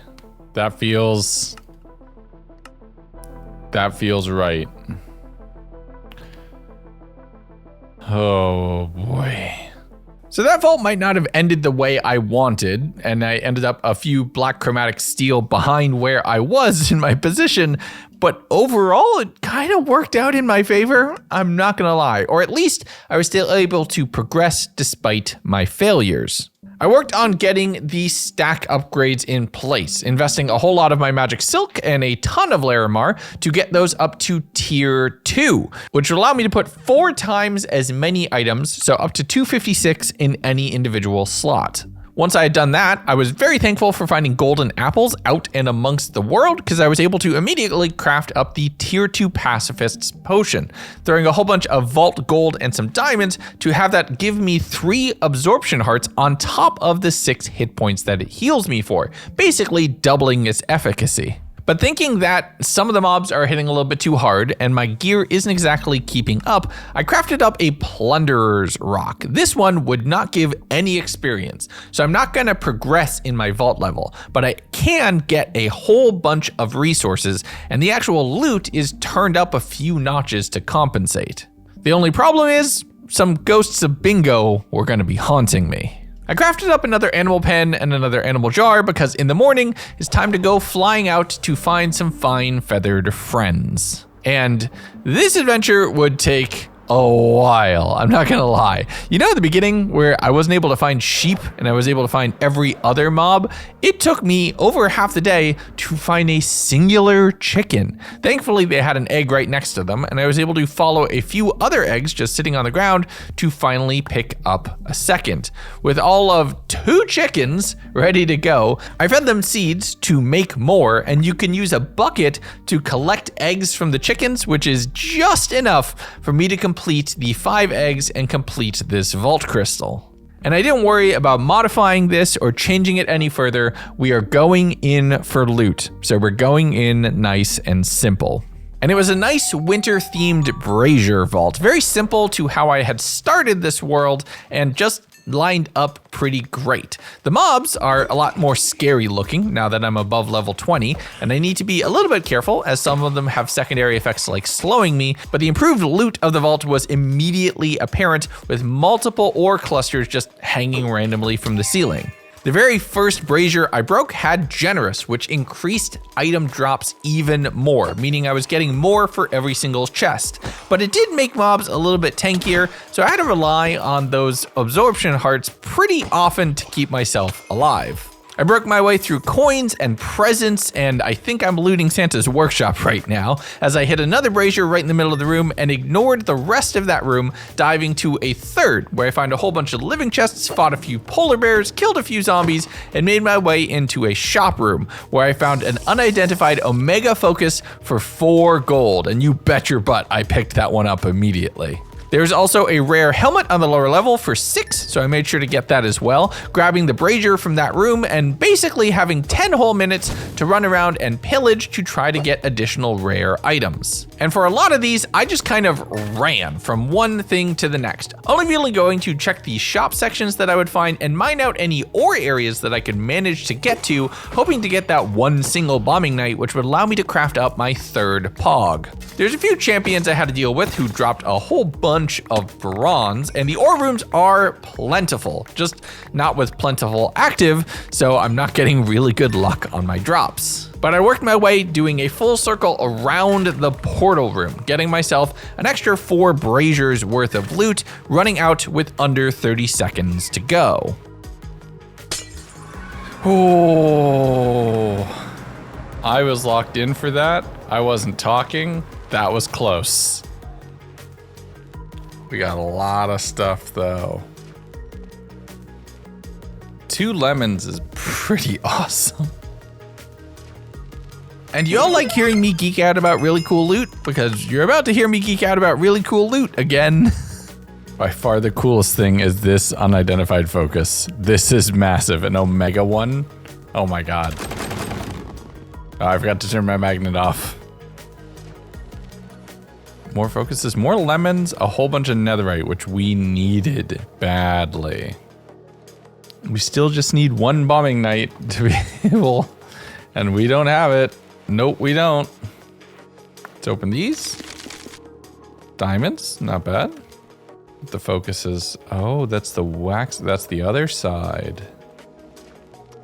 That's so cool. All right, let's identify. No. Do not keep. Do not keep. My boots are better. Wait, we got 2 Omega focuses. This one with an additional prefix. Let's put this here. Modify. Reforge all prefixes. The durability actually is pretty good, so let's actually just do this. Let's do Vein Miner +1 level. I really like the suffixes, so what we're gonna do is we're gonna use the thing we just got. +1 to bullet and an empty. And durability. I don't even think we have bullet, so I think we've kind of messed this one up. Healing efficiency, void miner, soulbound, trap disarm, mana regen. I still think this one's better. Even better than the wand we just got ourselves. This actually serves as a good backup, so we're gonna keep this just in case, and this. That's way more armor, and it has a suffix actually. That's also way more armor. That thing just looks sick. Oh, C drive is full almost. We gotta do something about that. Oh boy. Healing cloud when hit. That's actually really cool. Healing efficiency, that's not as good as my existing boots, so let's just trash those. Trash those. This has an empty suffix. Item rarity. This actually is worth upgrading. I like the look.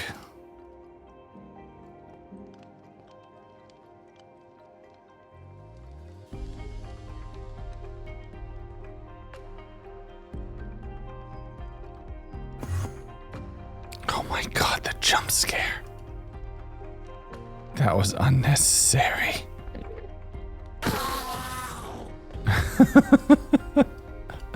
Let's see what we get from this. Because this could be huge. That's a disc. That's another disc. 4K and a 1K. Well, we'll stick the 4K in. We got 2 casings. We can probably make another 1K, and that makes this a 4K pretty cheap. With my storage solution complete, I did turn back to fashion for just a little bit. Oh, that fits this. Yep, this is much more mage-like. You also get a skill point. Let's upgrade Fireball. And nothing good at the black market. That's upsetting. And after upgrading my skills, I did spend some time just staring into a chest at that slot where that bombing knight should be, really hoping that I could find it in order to actually make progress. That pog is now the last thing remaining for me to upgrade to a crafting grid, and I really, really want one. But now that I had a few extra emeralds, I made sure to go and add unbreaking to the pieces of vault armor that I had been running without the enchantment applied, completing another vault rock and then throwing another bingo seal onto it. This time really hoping to go for broke. Okay, let's run it back. Go again. Bingo! I took some time to investigate the board, finding a few things that were pretty easy. Just flawlessly discovering rooms, flawlessly fighting champions and dwellers, that I can do. Things like silently were new kind of adjectives that I had no idea what to apply, so a little bit of this is gonna be trial and error. I ran through the first 5 rooms to get that one completed, starting working on killing mobs. Just looting a few wooden and living chests that I saw, trying to figure out what exactly these new challenges were. 17 without taking damage. This is gonna be difficult.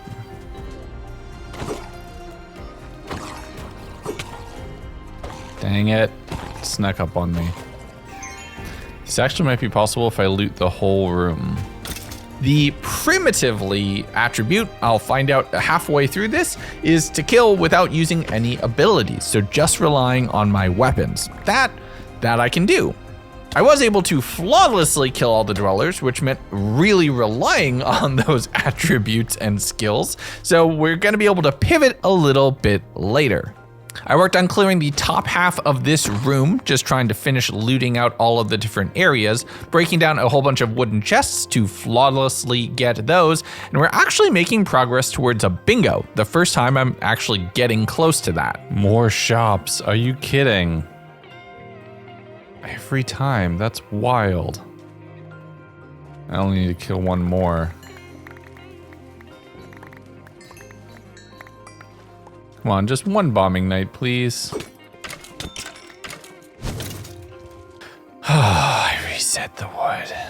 That's actually okay because we've gotten another thing, so that's something.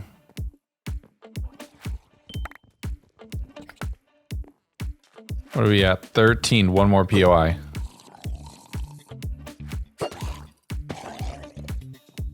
One POI is worth of wooden chests, and that's another flawless done. Perfect, nice. Flawlessly killed dwellers, I've already done that.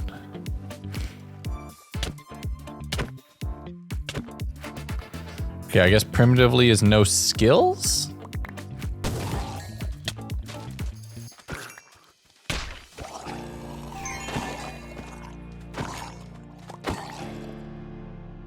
Okay, that resets even if you don't damage a dweller. So you gotta kill 7 dwellers without using any skills. Here's 3. I found another dungeon door, and in opening it made a very immediate call. Nope. I know my limits. Making my way into a Wild West room, which is pretty much, I feel, a little too dangerous for me to try in this one. So I turned around and went another way, leaving that one behind. I relied primarily on my axe to clear a whole group of dwellers, which allowed me to complete a bounty, and that's how I figured out the primitively version. So I focused on clearing all of those, getting myself one step closer to a bingo. I looted the remainder of the POI on the bottom half of this floor, getting a whole bunch of knowledge essence, which is great, although it doesn't work towards any of the objectives here. Seeing another dungeon door, I saw this one was normal level, which feels like a difficulty I can probably do. My kit is pretty good, and I have enough skills to work with. The only problem is the piglins are crowding the door, and there's no easy way in for me. I actually tried running off to the side, hoping their AI would track me closer along the wall so I wouldn't have to just run through them, and that just didn't work, and it didn't work twice. So I just ran in and made a break for it, trying to eventually get to a spot where I could pillar my way up, allowing me to recover the damage from the initial scramble to get in, and then just bop all of the mobs that were here, relying on my javelin and the range of my axe to clear everything. Then, once the champion had to be dealt with, since they had a bit of a poison aura, I had to keep my distance from them, kiting them around the area, one lap at a time, eventually being able to clear everything from here and eliminate the few stragglers, which completed the dungeon mobs for me and also allowed me to finally breathe again after holding my breath for 45 seconds. Oh, that was so close. Since I was safely inside a dungeon that nothing could spawn in, I was able to flawlessly loot Ornate pretty quickly. And the only thing I really needed to do to unlock a full bingo was get a multi-kill. This would require kind of getting a whole room's worth of mobs together, so I focused on just clearing out a few different ore POI, trying to very quickly go from one to the next. But as I was watching the time tick down, I started to panic. And without any kiwis or lemons in my backpack, which would allow me to increase the time, I started running along my compass trying to get back towards home. I'm dashing whenever I can, just trying to cover ground, but I made a mistake of combining that dash with my wings. No! That was the stupidest thing I've ever done.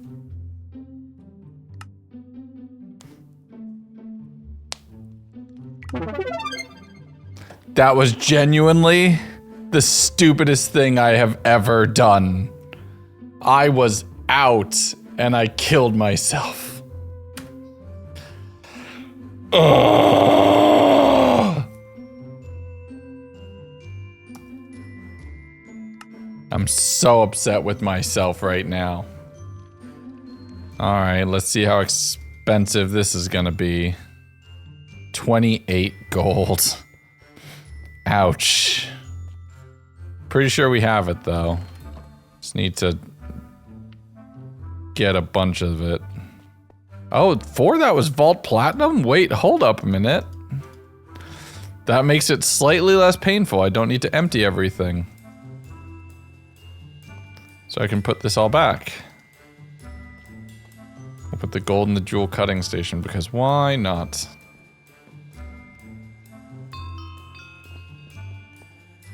I am very upset with myself.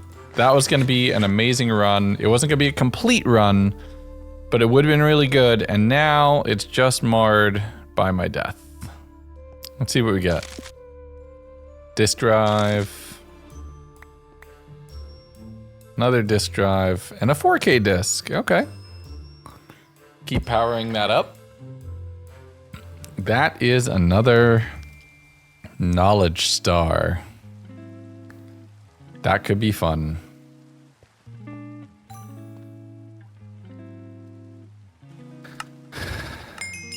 Oh, at least we get something.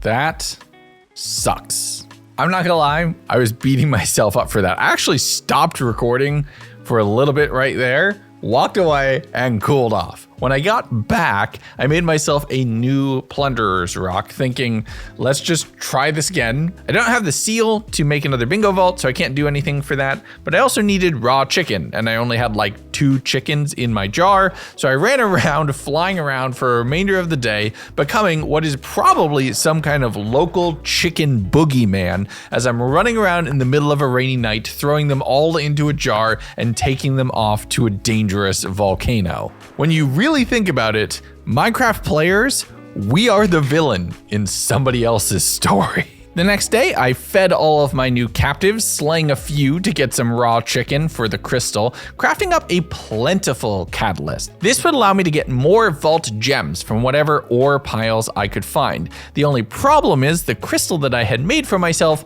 was accidentally unmodifiable, considering it was a Plunderer's Rock, so I needed to make another. That one required pumpkins, and I didn't have any pumpkins, so I made a quick little temporary garden plot, taking my 1 skill point and speccing into farmer with the gardener specialization, which allowed me to just kind of convert some of my mana into mega renewing bone meal that upped the random tick speed on all of the different crops. While that ran, I went and I grabbed a little bit of granite, throwing that into the thing as well, taking a quick little nap, and then just spawning up a new crystal, applying the plentiful, and taking a repair core to fully repair my pickaxe once it got a little bit lower. Clumsy. Okay, that's actually perfect, because we are not going to be looting chests. Unless I see living chests, we're not touching them. We are only here for gems. And also, I'm going to take this off. I can't. Oh no. Those wings have killed me more times than they've saved me. Okay, so we are not here to complete the braziers. If we do it, we do it. We're not here to loot chests. We are here to mine and craft. We need beniatite. That's our entire goal. We're gonna just void this from the beginning, because then this will void vault cobblestone. When do we get Larimar? Oh no, I didn't mean to bring that in. Either way, we're coming in really clear and we're just doing that. We need to make sure that this doesn't break. So I have the repair core and the anvil. Okay. We have a plan. Let's do this. So you heard past me. We are here for shiny rocks and shiny rocks mainly. I did complete a few braziers. I killed a few mobs, mainly just trying to look around for ore piles. The second room is the first time I found any, and I was able to fight my way through until one of the champion purple hopper mushroom things was constantly biting me and making me levitate, which was annoying. The ore piles had everything in them except beniatite, and the few times I looted the gilded chests around or the living chests that I could find yielded good supplies, but nothing really crazy. Room number 3 had a vault marketplace in it, which had both a knowledge star and an omega level helmet, which I was really excited to pick up the second of those two. I didn't have the gold for both, so I'm prioritizing knowledge over anything else. Once my pickaxe got down into the red, I used the anvil that I had brought in and the repair core to get it fully healed up, prioritizing ore piles for the remainder of the time. Once I got down to about 4 minutes remaining, I started making my traditional 1 block off from normal path, accidentally going one too far and ending up at a place where it was covered off. Thankfully, I had gotten a few bitter lemons from the braziers that I had pillaged, and that was enough to help me escape. Oh, that was close. Whew. That got spicy. I think I need to change this thing up and collect different things in this bag because, yeah, I don't think I'm saving the right things anymore.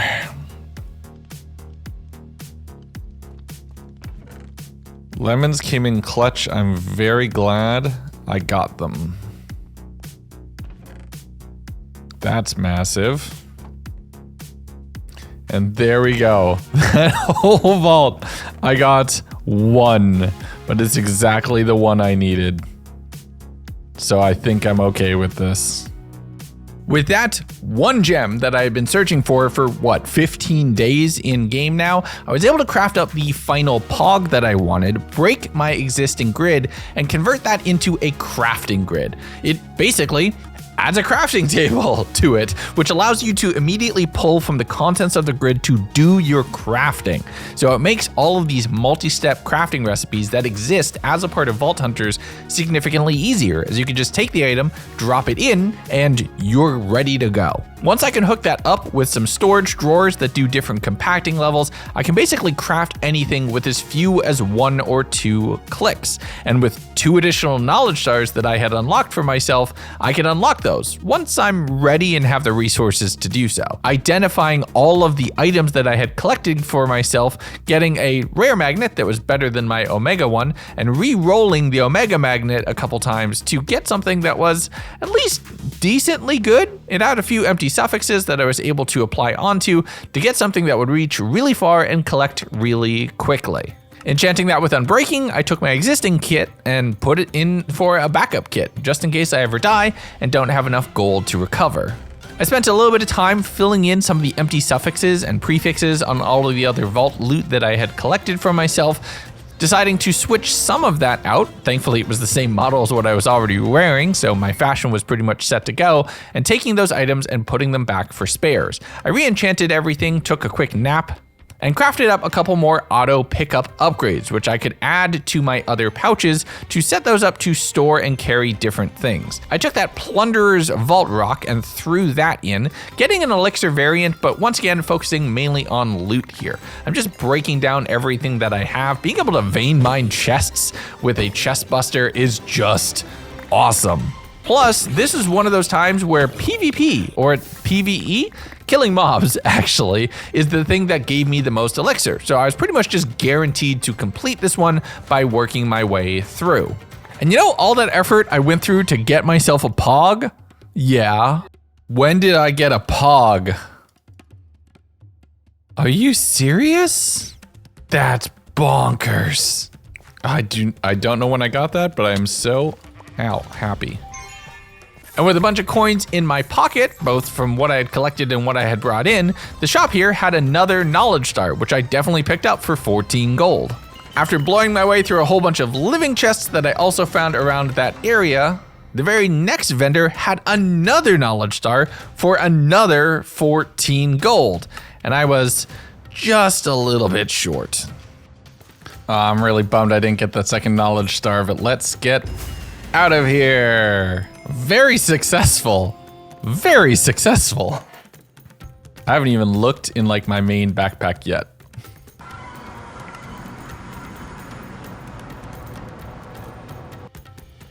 Not bad. Bunch of plating. Again, I don't think I need the velvet. Another 34 knowledge essence too. That's potentially really good. The 4 mod boxes. I don't think I need more mod stuff right now. The Pog is crazy that we just got one.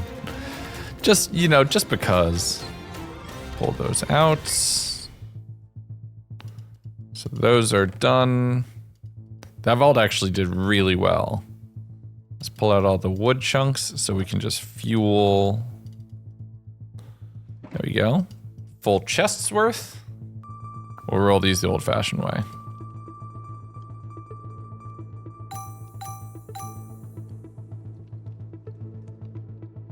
That's a lot of damage, but not good. That's 4 knowledge stars. That's huge. Let's check these. See a lot. Wait, that's another Pog? Are you serious? That's another one. The boxes. Just some gems.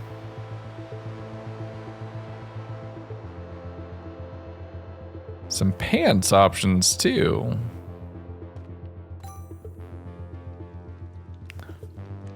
Not as good. Actually, this has an empty prefix, so let's just check. Nah, not good. That went really well. 2 Pogs? That is intense. So what do I do with 4 knowledge stars? What are my options? Create is 6, which would be a lot. Botania is 6. Mechanism. These are all 6. I don't think I can get to these. 4 can get me double pouches. But do I really need that with how I've been playing? I could also get drawers. I could get a lot of stuff for 4. Hello.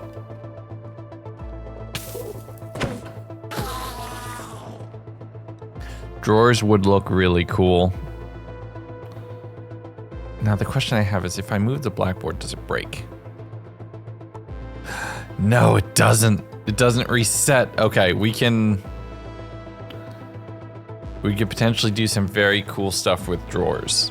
I think something I need to do is change what I'm saving here, because this doesn't feel like the right stuff to be saving.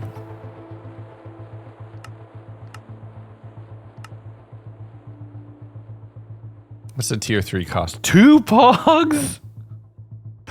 Oh, that actually might be worth it at some point, but not right now. Oh my goodness. Okay, so what do I do with 4? This is 3. This is 1. This is 4. That's super fast smelting. We could get into some production stuff, but then again, then that makes all of this super expensive.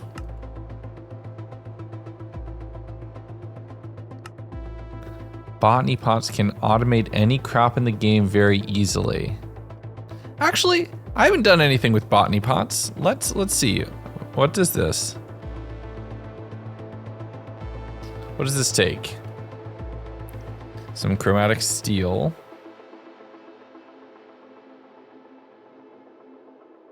And then, oh, that's really expensive.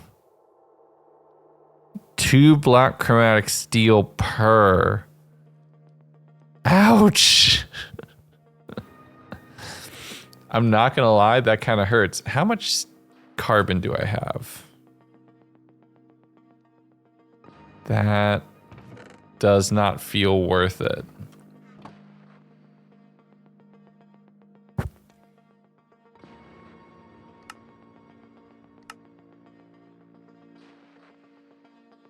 Waste stones is 1, double pouches is 3.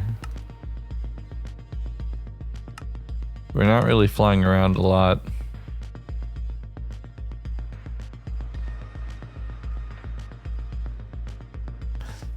Underneath the cages. Ooh, hold on. What is this? Ouch. That's a lot of chromatic steel.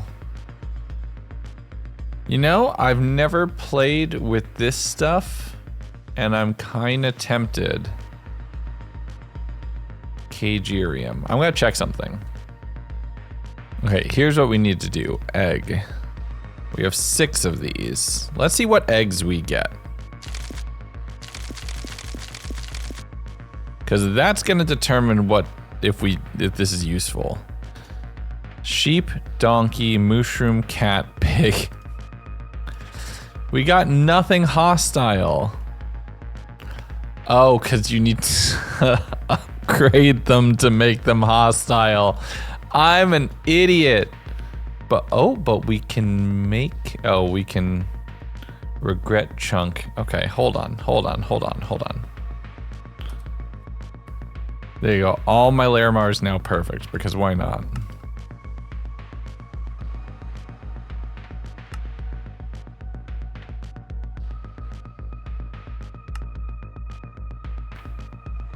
One, this is potentially really dumb. I don't care. 2, 3. Okay. And then the hostile eggs.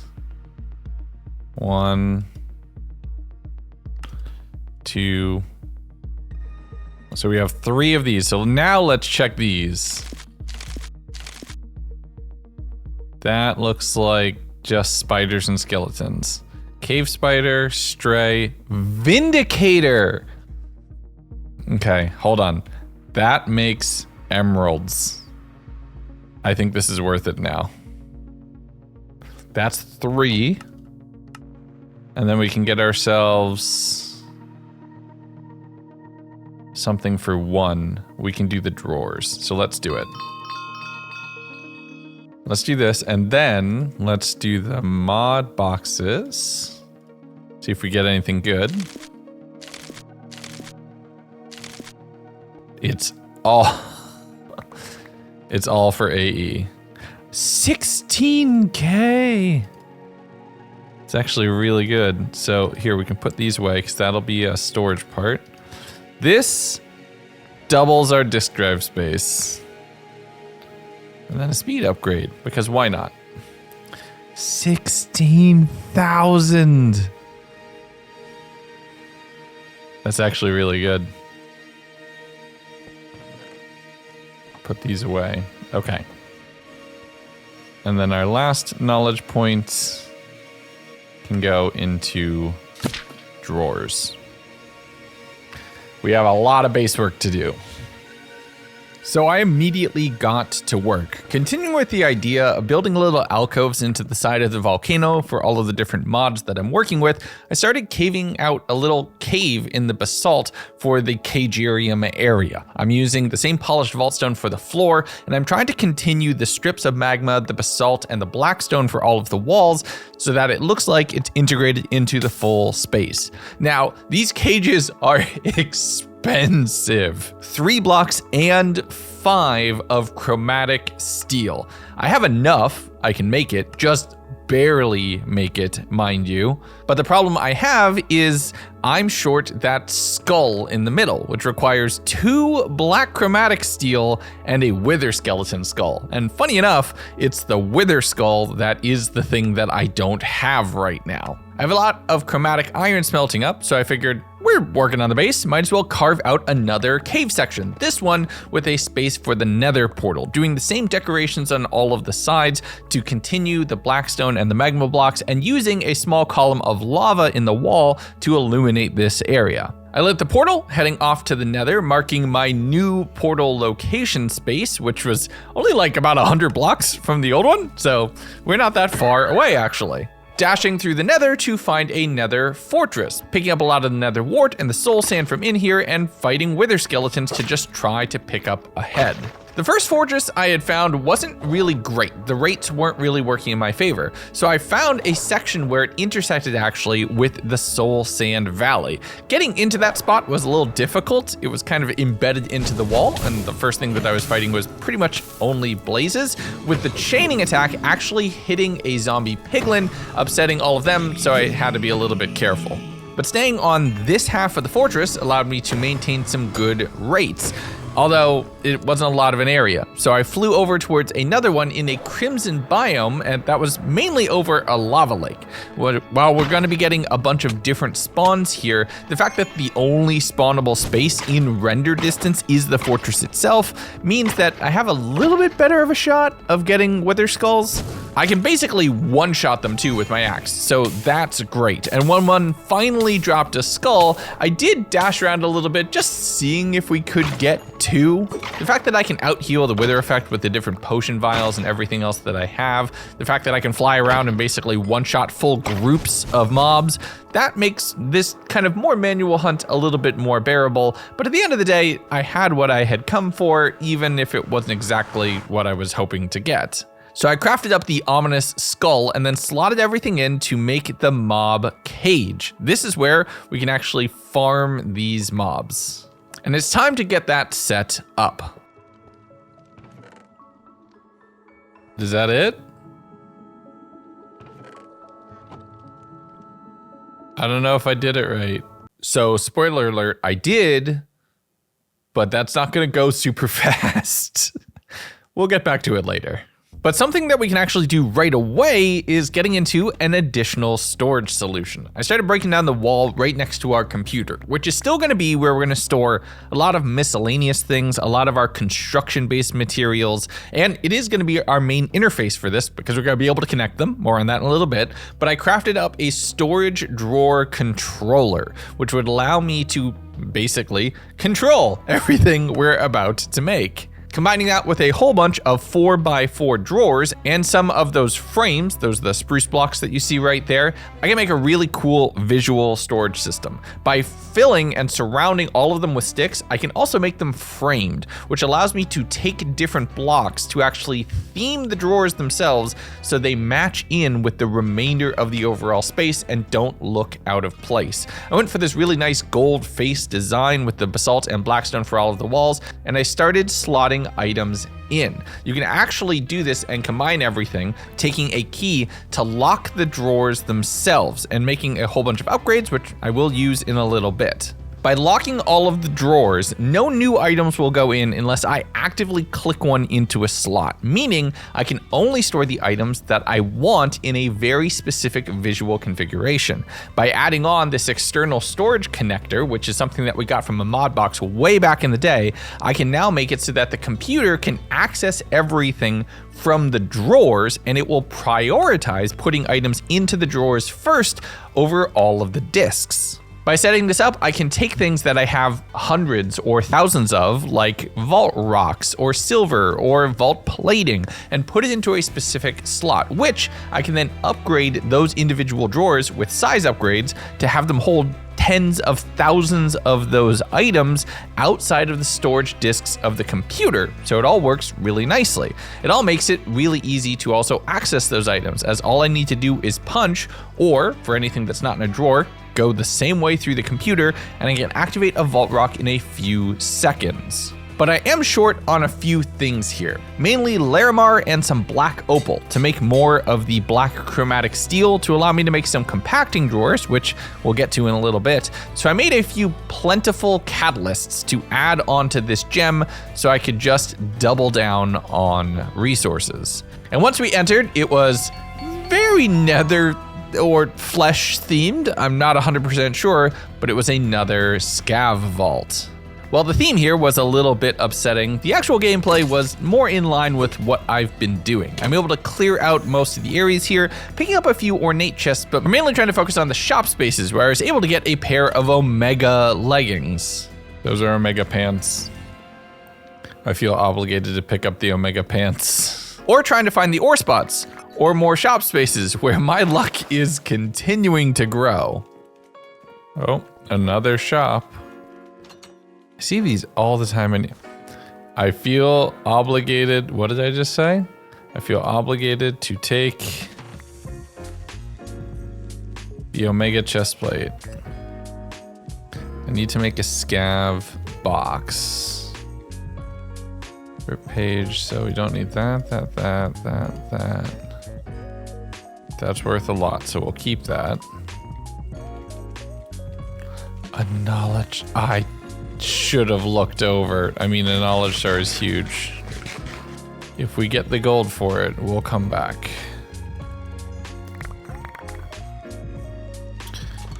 Another shop. And what's interesting here is I was actually making progress on this scav run, getting a few of the items that I needed, making sure to turn those into all of the altars so that if the time was really starting to run low, I'd only have to turn one thing in. I saw another Omega focus in another shop, but I already have one and I'm kind of out of gold at this point after several purchases. Getting it to just some cracked scripts and some drowned hide. Now, if you know Vault Hunters, you know the reputation that drowned hide has, as despite being somewhat common, being impossible to find. It is screwed over Iskall several times, and that curse continues to me. 90 seconds. I really need to be turning around in about 30.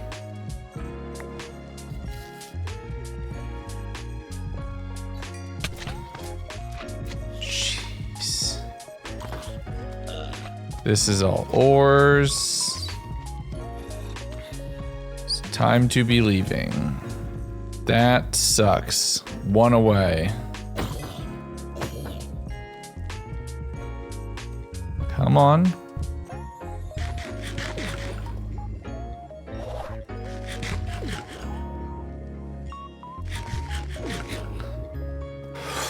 Oh, that was close.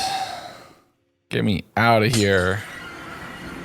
I took advantage of my new drawers to categorize a few of the things that I had gotten in that vault that I didn't have spares of to slot them in, and then just dumping everything else into the computer. Heading over and identifying the gear and getting a pretty solid upgrade. Ooh, that has a lot of stuff. The prefix we can just re-roll. Knockback resistance, trap arm, mana regen, item quantity, and plus an additional health, but the armor bonus is big. I mean, I'm a beautiful strawberry princess, but I'm a very lethal strawberry princess.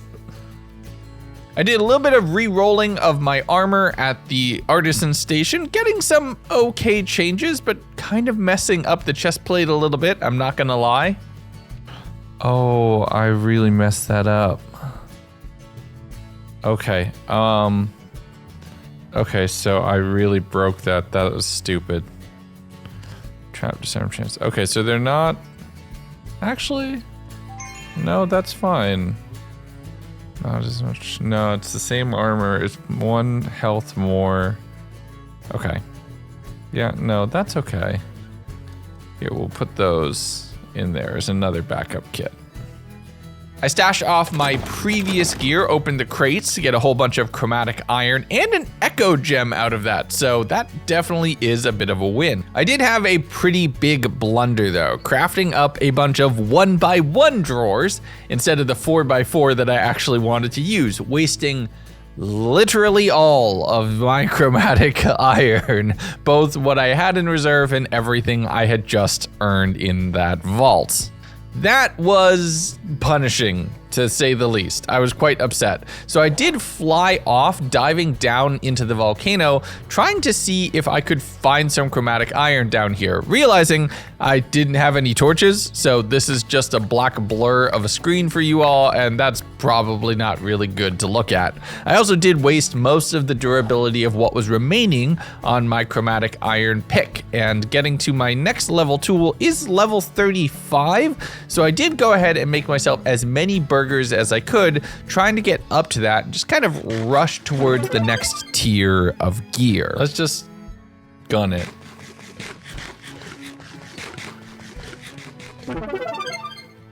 That might not have been smart, but we'll see.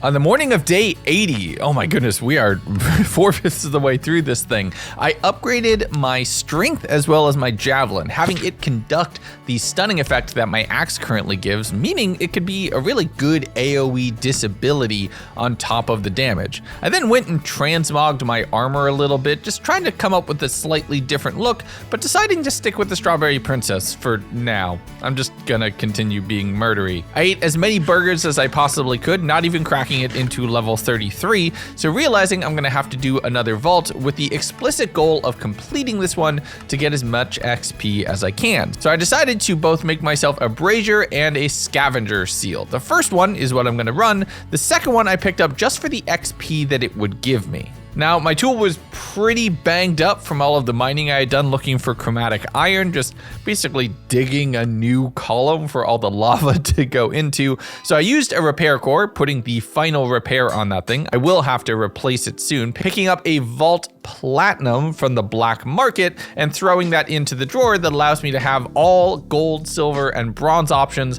for whatever's in the storage system all at once. I took a look at the bounty table, picking up one that would give me chromatic iron and chromatic steel, and another that would give me a whole bunch of netherite, as I needed some of that for some future upgrades down the line. I took a quick little nap and in the morning made myself an accustomed catalyst, which will give me even more XP for completing this vault, adding that onto the vault rock and jumping right in. And I had actually mixed up, I was gonna run the brazier vault, as I figured that was more guaranteed to complete, but I had accidentally completed it on the elixir one. And you know what? This also gave me an X mark room right off this bat, so no complaints. Oh, I love the sound of that. Going through and mining all of the ornate chests here, that definitely put a dent into my elixir, but it was not my jackpot. So I headed off into the next room, fighting away and seeing what I could loot. It did generate a lot more elixir, so it's gonna help me complete this thing, but I did get caught in some small spaces a couple times and losing about half my health pretty quick. That could be scary. Oh my god, that came out of nowhere. What the heck? Thankfully, a lot of the mobs in this theme seem to go down pretty easy. The drowned are easy enough to kill, and the skeletons, even though they have swords, have lower health that a few javelins and one good bap from my axe can take them out. Once I got my elixir over half, I decided to full send it. I still had over 10 minutes remaining, so I changed my vault compass to a room that had a lodestone right in the middle. At this point, I'm either gonna complete this vault or I'm gonna die trying. But my confidence was immediately rewarded as soon as I walked into a shop. Oh, do I have enough? 26. 26. I don't have any. No, I don't. Loot belt. Hold on. Belts. 24. We're buying that. Oh my goodness, that is massive. Double pouch, a trinket. A trinket of all things. And a belt. If I can get 3 more gold, I'm coming back for that double pouch. Either way, that is worth it.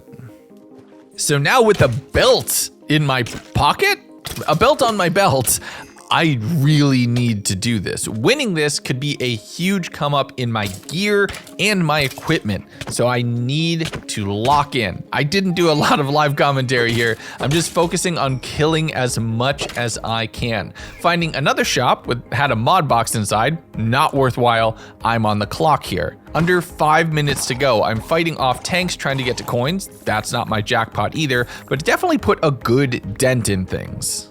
I am starting to panic as the clock is running down. It gets to 2 minutes, I need to turn around. That belt is too good to lose. But I fought my way through another group of mobs, getting a bounty completion and getting a much more substantial pile of coins where that elixir had space to kick in. Why is it always coins? Why is it always coins as the thing that gives me the most? Come on. Coins. Perfect. With everything sorted and knowing there was a lodestone in this room, I cleared the remainder of the POI, picking up a few final living chests and a few final coins to boot. Hitting the lodestone and getting out. It actually turned out to only be 2. I only had 2 Iscalium, but still, 2 more Pogs is nothing to shake a stick at, and now I have a new gem which I'm stuck on. I opened up all of the crates, picking up the loot that I already kind of knew would be in there, identifying all of the gear, looking at some of the options, and getting a couple that would be good, specifically on a soul shard build, where I could go in with over 200% soul chance and really mess things up, but getting a pair of boots that really unlocked everything for me. A straight upgrade on basically everything, or losing the soul chance from the boots being made up on some new other pieces of armor that I had grabbed. The next thing was to program that belt.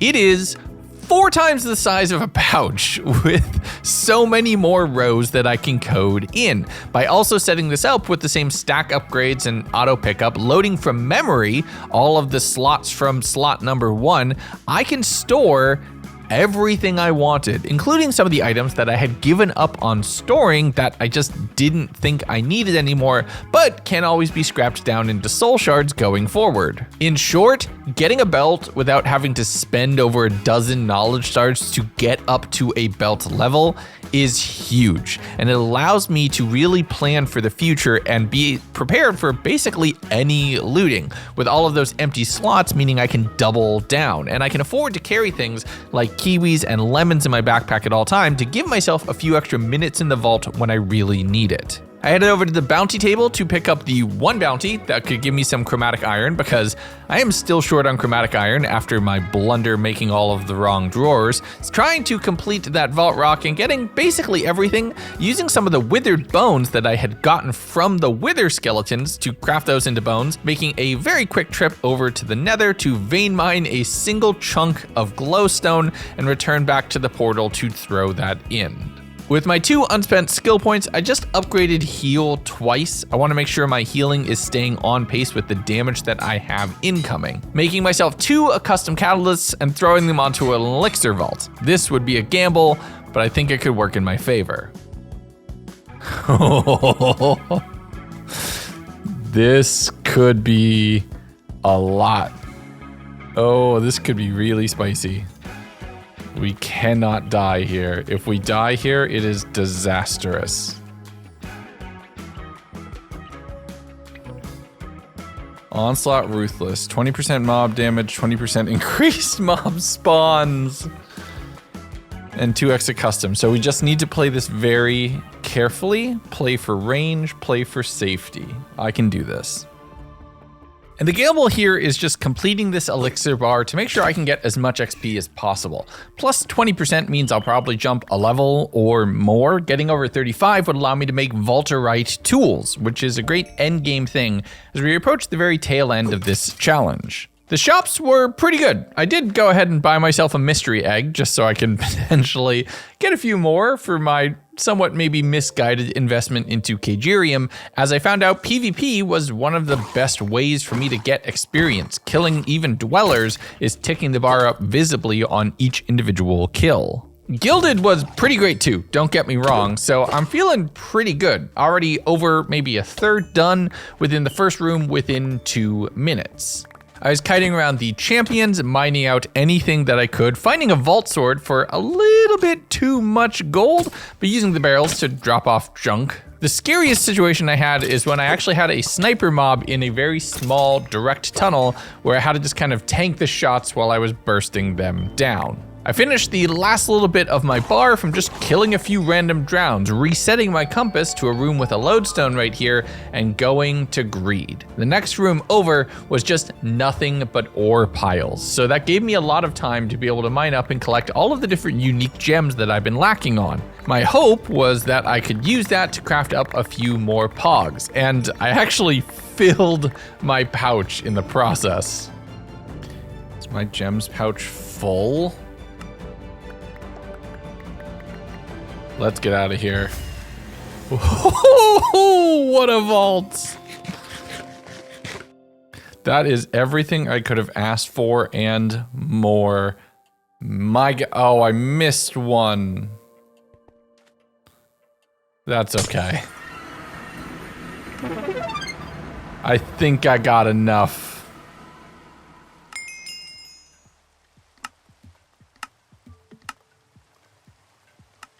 Ooh, that's actually a whole lot, and we'll take both of those quests for later. I now had 3 pogs worth of gems that I could work with, which was honestly really exciting. If there's any other last minute major mods that I wanted to get into, I'd have all the resources necessary. I even had 2 stars worth of knowledge essence, and cracking the crates netted me another blank seal and some more chromatic iron that I could actually go ahead and make the shelves that I wanted, being extra careful to actually make the proper shaped shelves this time and starting to set those all up. I'm putting all the focuses in, all the different things from all of the different chests, breaking the external storage to take the items out of the computer to make sure that they're actually going into the drawers so we're not wasting unnecessary disk space. It also gave me an idea what needed space and size upgrading to be able to store everything in, but I did spend all of the chromatic iron I had collected just building the drawers themselves, so I didn't really have the capability to do size upgrades on them right yet. When I logged back into the world the following day, I picked up a lemon and a catalyst from the shop, which turned out only being wooden, unfortunately.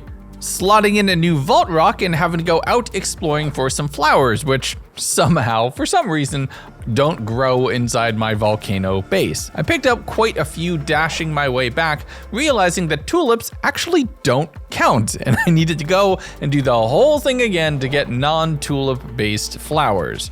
I hadn't even fully emptied my pockets from the last vault run, so I went and identified all of the vault gear, figuring out that the new epic helmet that I had just unlocked was pretty much better in every way and also had an empty suffix that I was able to get some extra AoE on. So I went ahead and enchanted that, upgrading myself and getting a little bit more of a pharaoh look on top of my strawberry princess. I grabbed one of my seals of the hunter that I had unlocked to make this a brazier vault, spending my expertise point to up my discount in all of those vault vendors to 50% and unlocking another level in fury, so whenever I'm in a fight, I get better as the fight goes on. With all of that applied, I jumped into the vault, and it's once again, really luckily, only 3 braziers, meaning I can knock this objective out pretty quick and just focus on getting as much loot out of this as possible.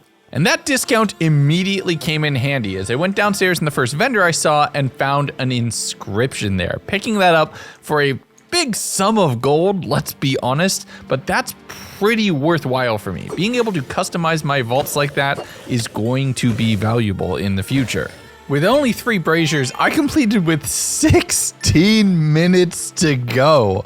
So all I need to do is make sure that I'm gonna get to that exit portal. And since I have a vault compass, navigating there is easy. So I just need to not die as I'm spending my time going through and looting every single space here. The one skeleton that had mining fatigue, I'm not sure why that's a debuff actually, but I was able to kill that. That got me below half health. It was a little scary. But going through and mining, I'm getting mod boxes galore. I'm pillaging additional braziers, getting ethereal, shortened ethereal. That is a really bad roll. With 4 minutes left, I actually had to pass on a vault ore room because I was several rooms away from my exit and there wouldn't have been a really safe amount of time to spend mining, having to go through, clear the final couple braziers and get back around towards my exit to make my way to the portal with under 30 seconds left, mind you. That got me to vault level 37, but more specifically, killing all the horde mods got me over 100 chromatic iron, which I desperately needed at this point. I can deposit almost all of my loot by just double clicking on the controller, which is so nice, taking the few odds and ends and dumping them into the computer, usually after identifying the armor and determining if it's something that I want. I actually went ahead and got that Omega Axe that I had unlocked and made that the new transmog so my weapon would look as epic as it means to, throwing the remaining little bits into the storage system after calibrating my belt pouch to collect some new items that I had discovered just in this run. Day 88, I took some of that chromatic iron and started crafting up some upgrades for a few of my drawers. This would allow me to add storage upgrades to the ones that really needed it, so I could store 8 times the amount inside the same amount of space. For certain things like silk, vault essence, plating, the stuff that I'm getting dozens and dozens of stacks of, this made sense. But I needed to break down the external storage connector to be able to see what was still in the computer, throwing that all into place, and then going through and converting all of my beniatite into its imperfect form, getting all of that put in, making myself 2 additional knowledge stars that I stored off in that gilded vault, and realizing that a good portion of the storage over here is basically just jewels. I needed a bunch more perfect Larimar to be able to craft the compacting drawers, so I did a little bit of that, looking into what I could do with the inscription that I had just purchased for myself. An inscription table requires 2 black chromatic steel, which is a little expensive, and a little bit more chromatic steel, which is a little bit more accessible, making that table, which looks like a giant hand. I put it next to the other 2 vault crystal modification stations, and this is where I can actually slot things in to make it really interesting. But the first thing I wanted to do was make some additional progress in my knowledge, crafting up 2 living catalysts and throwing those onto the table, making a new vault rock, and having basically everything I need here minus some sugarcane. The wheat was easy enough to manage. I just kind of needed to stand there and spam my farmer abilities. I could get all the beef from my animals, which are stuck in their little 1x1 pens, and the sugarcane did require a little bit of exploring, dashing out the following morning, just trying to find it wherever I could. The only problem was I was mainly in cold biomes aside from my volcano, so I found pillager outposts and glaciers and random very small floating islands, which do look very cool, but won't help me find sugarcane. It does help me find one of my predecessors in UHCG though, so that's nice. Leon, buddy, how you doing? Can I pick you up? Nah, dang it. But with the vault crystal complete, I threw on both of those living catalysts and the capstone gem that I had sitting around in my inventory, going over and checking the black market and getting rewarded for a little gambling. You know what? That's pretty nice. I'll take a little bit of gambling. Why not? That's pretty solid. And with that done, it was time to go into the vault and see what I had rolled. Okay, elixir. Draining, clumsy, looter's dream living. Draining. Negative 50% drop disarm, but there's no traps, so that's perfect. So the only thing we need to worry about really is the mana regen. So we must be careful on our skills. Now here's the thing. Unless it's living, we ain't getting it.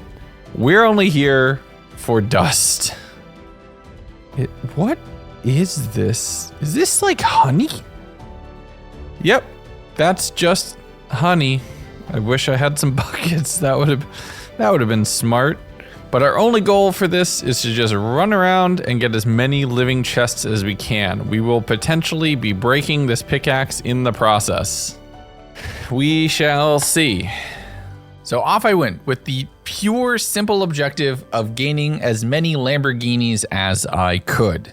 The first room didn't have any living chests, but I did scoop up the ores. They only take a second or two to loot, skipping past basically everything, focusing only on those chests with the pretty little flower and the very knowledgeable dust inside. The shops didn't have much, but the village room that I ran into seemed really promising. Depending on what type the dungeon was here, it could be a big come up. It turned out being ornate, which wasn't ideal, but I still wanted to progress through this. Clearing these dungeons is always a really good thing. You get a whole lot of chests for not a lot of really searching, and it's better than running around and finding nothing at the same time.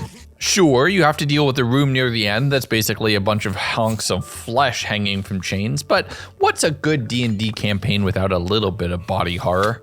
The next room was way more knowledge focused, so I was able to break through all of the living chests, getting a few coins here and there, which is good. I can recoup on everything that I've spent recently. But the good news is, talking about things out of order, that dungeon being ornate actually blew through my entire elixir bar. That as soon as I was at about the 7-minute mark, I didn't need to worry about getting out and I could just hit any lodestone I saw.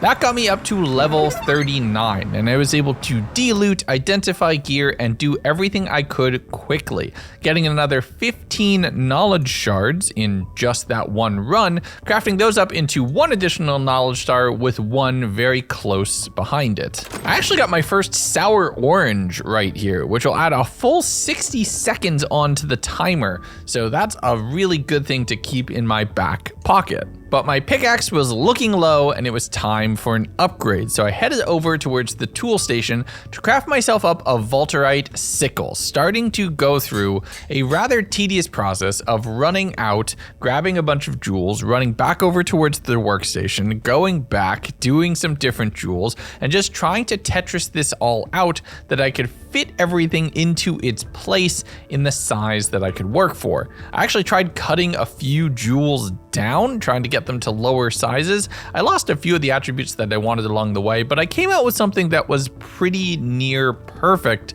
after a good portion of day 91 basically being dedicated to exclusively this. We already have living.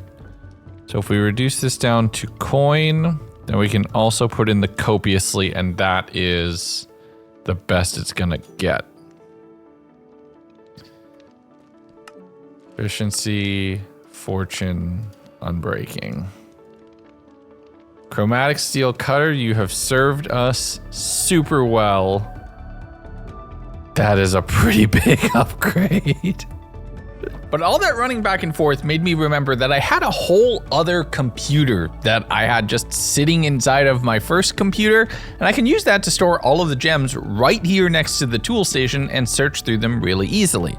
The only problem is both the generator and the last little bit I need for the computer itself need chromatic steel, and I am out of chromatic iron. I took a look at the bounty table, trying to see whatever quests would give me a bunch of chromatic iron, actually picking up a black chromatic steel quest in the process, picking up a dungeon capstone and some chromatic steel from the black market. Slotting in another vault rock, I worked to complete all of the different offerings that it required, using those 2 skill points to up my frenzy one more time before going over and checking on my mob farm. What has this produced? 58 whole emeralds. Actually, wait, do I have more eggs I can put? I have 6. Ooh, wait, hold on a second.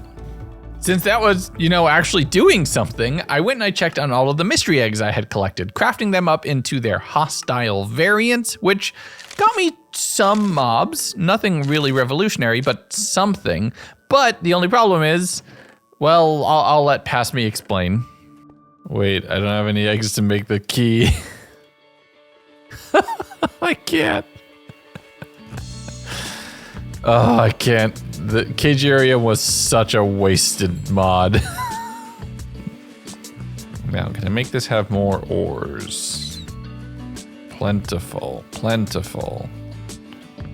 Catalyst and Dreamstone. How many catalyst fragments do I have?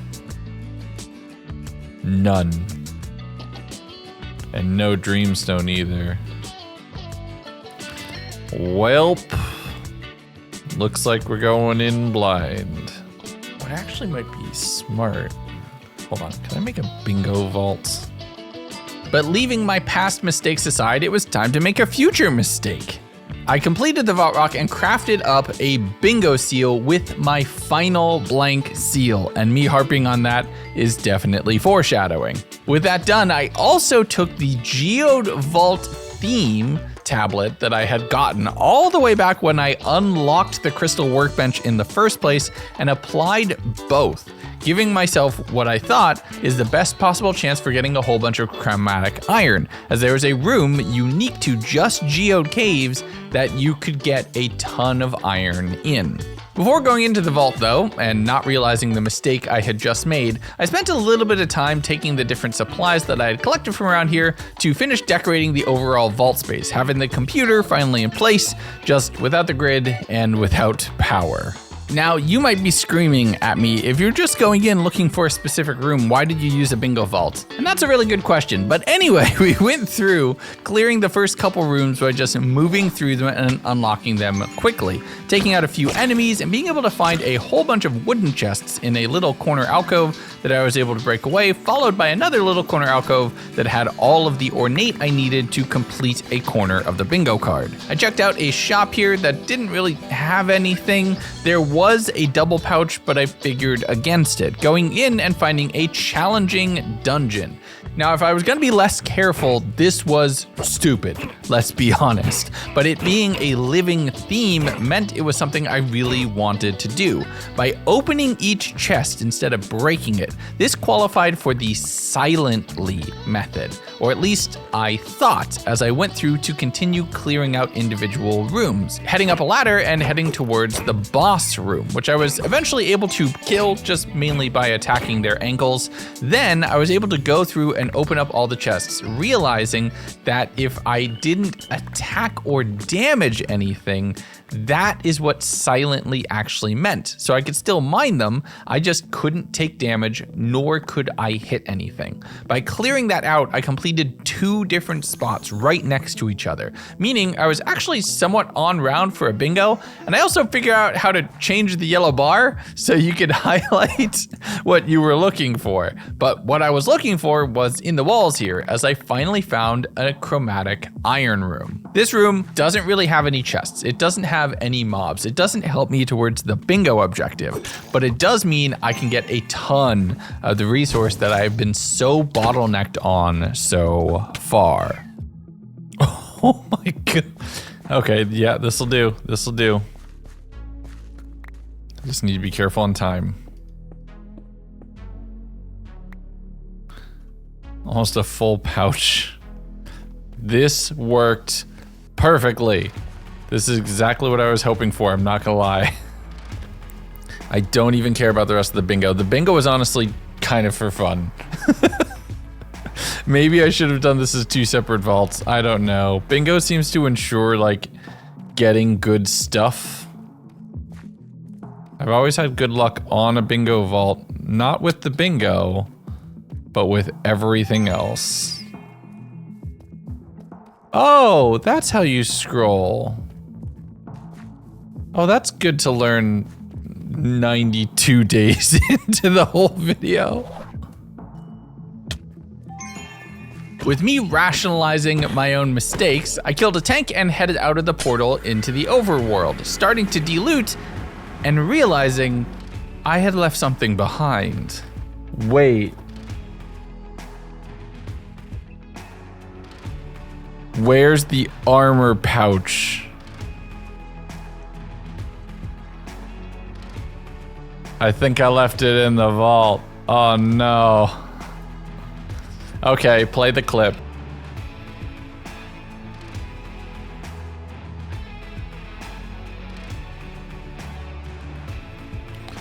Well, I guess you win some, you lose some? Thankfully, we have another pouch we can use. I just need to make another pickup upgrade. Well, our one identified sword then, I guess. The sword was a swax and nothing really to write home about, plus the phantoms were hounding me as I was trying to get my last little bit of work done. So I first tried to javelin them, and then after crafting up a few upgrade bases and a few storage upgrades, decided to call it a night. The following morning, I crafted up the remaining knowledge cores and 2 more knowledge shards, storing those off in the chest on the side and realizing I could even go for 1 more, but I am a little short on vault diamonds. So because of that, instead of going for the diamond generator, I went for a gold one, also crafting up the grid. So that way I could set up a jewel computer over here by the tool stations. Dropping all of those out, throwing them into pouches and running them over towards the computer took a little bit, multiple trips. I mean, they don't stack at all, which is kind of frustrating, but having this gold generator next to it is more than enough to have it powered on at the few rare times that I'm actually going to need it. Good, After that was all excited. done, I picked up the bounties I had completed, and that pushed me over level 40. That's level 40! Oh, we hit this just in time. Level 40. By reaching level 40, you have made the vault gods aware of you. The gods are neither good nor bad, and you can make the choice to fully ignore them. They might prove worthy of your time. Echo gems, mod boxes, sour orange, and 12 bamboo. The seal of the executioner applies the hunt the guardians objective. Your objective is to find the obelisks and activate them. Once activated, they spawn guardians that you need to defeat. After clearing them all, the vault will automatically end. Level of 40 plus and will randomly appear. Acquire a seal of the executioner. Oh, this is good stuff. This is exciting stuff. We don't have any blank ones, unfortunately, because we just wasted one on the bingo vault. Oh no, what am I gonna do? Let's do something. Expertise points. I've been thinking about that. Time for marketer. We need to reroll. We're not gonna do it now because I'm about to end this evening's recording session. Just, you know, for the future. I invested my skill points into upgrading Fireball, looking at a few other skills that I might spec into if I get a few more levels. With that done, I did a little bit of work just trying to check out the grid, seeing which discs had what, and putting a few other items that I hadn't yet accounted for into slots on the shelves. I also wanted to figure out what I can do with all of my knowledge stars, and it turns out I was actually 1 vault diamond short for crafting another. So the following day, IRL and in-game, I looked at the 6 stars that I already had in my chest and realized that I am just a few short for being able to do even more. I need 7, I have 6. I want to upgrade my potion again just because that would be cool. All right. I really wish I'd kept a seal. Arrow. Lapis. Arrow. Glow. Nope. The vault rock needed glow lichen, so I was able to put all of that down, growing it in and amongst the volcano, putting a living catalyst on this vault rock to make sure I'd get a little bit more knowledge essence, and picking up an assassin mob quest to get both knowledge essence and the diamonds I would need. I crafted up a few more compacting framed drawers, setting those aside and locking them, jumping into the vault for an elixir run, which had slightly more healthy mobs, but all of the living that I could possibly want. Now, that more healthy mob was way more than 20%, or at least it felt like it, because the very first champion in the very first room took me a full 2 minutes to kill. That thing was annoying to say the least. But the fact that all of the dungeon doors were highlighted meant I was able to pick out the normal dungeon right here, which was a coin-focused one. Good for me that I can recoup some of the gold that I had been very liberally spending recently, taking out all of the pillagers and having a very, very close call.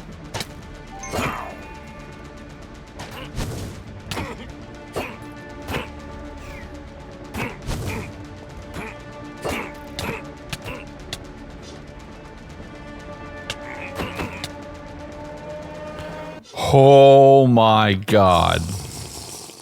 That could have gone so badly. That was almost everything right there. With that dungeon being quite successful, I headed off to the very next room where there was another dungeon, an extreme spider dungeon, and I got jump scared.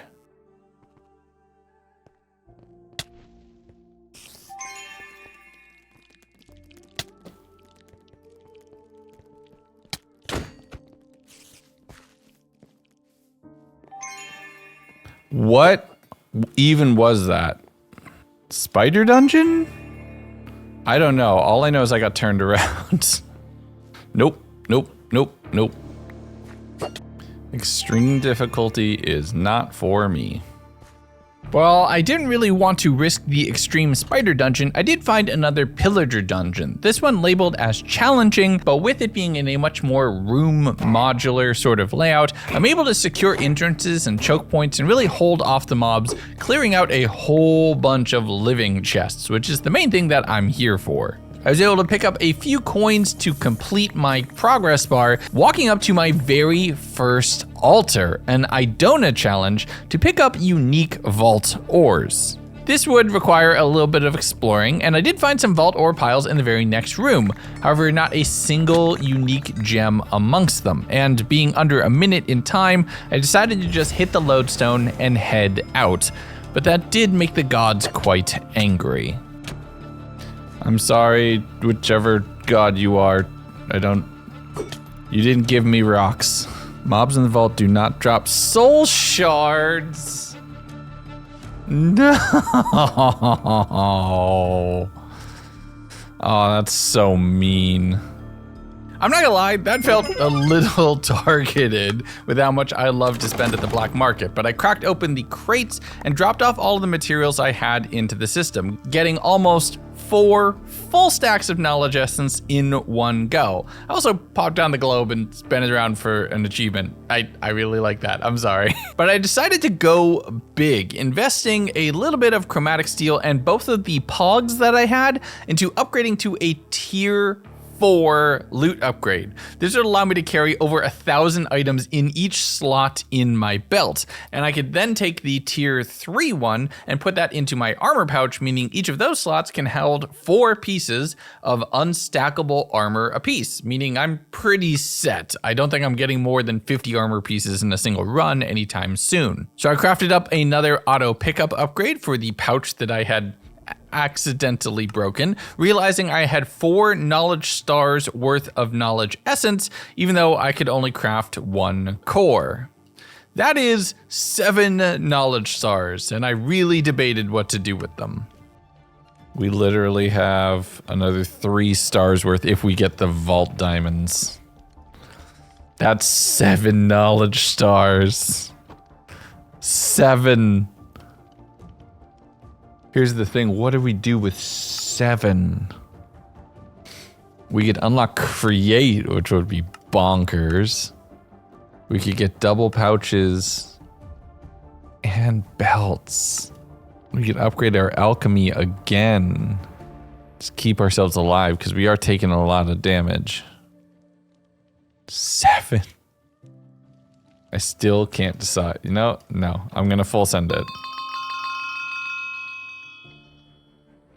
I unlocked a few mod boxes, getting some useful accessories for my storage drawers, but not anything that was really revolutionary. I did remember to finally save one of the mystery eggs to craft up the key that I could use to lock the storage system upstairs, starting on another vault rock, growing out a whole bunch of beetroots to get all of the seeds necessary for that one, and trying to prepare it with some gilded catalysts, but it turns out I'm out of Dreamstone 2. For everything I've done so far, I'm extremely loot poor. Let's go fix that. This one was an elixir vault, and I very quickly got a few living chests, a whole bunch of ores, and I'm just breaking down any wooden that I could find. Gilded was okay, didn't really give me a lot, and the shops weren't exactly promising off the bat. I did pick up an epic chest plate because, I mean, it's epic and I've leveled up past 40 at this point. We're in a new tier of gear, and I saw a god altar in the distance asking me to loot gilded chests. I'd seen a lot of gilded at this point, so I figured 15 wouldn't be that hard. Running around from room to room, clearing out all of the enemies, especially the very last of us looking mushrooms that throw their children at me, and getting my first 4 or 5 pretty quick. After that point though, I found nothing. A full 10 minutes of time in the vault without a single gilded POI past the first. A little confused as to what exactly that curse would do to me, I made my way into a Wild West room where I was able to secure a lot of the mobs inside of the buildings, except for the spiders who would sneak their way out, and the little bit of bricks that the new higher level dwellers would throw at my face. There's also something in there that had some sort of area of effect stink cloud that was really bugging me. And when the creeper exploded, thankfully it did not train onto the TNT around here as well. That was reserved for when I accidentally hit it. But I decided to give up on the TNT room and made my way into a giant ore room, which I didn't have time to mine. I had under 2 minutes, I had no idea where a lodestone possibly was, and I needed to go get one quickly. I looted a few final living chests, finding a lodestone on the upper floor of that room, and getting a few final minings in before I was warped out of the vaults.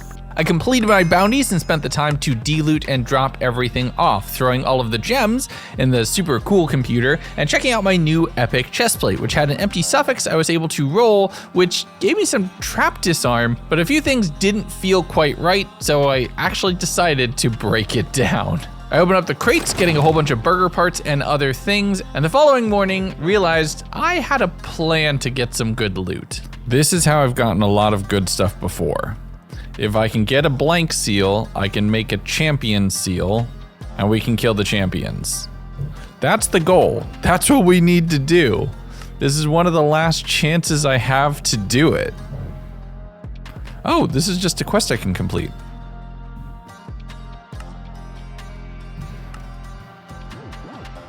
Complete one. Oh, I'm gonna get a friend. I'm gonna get a friend.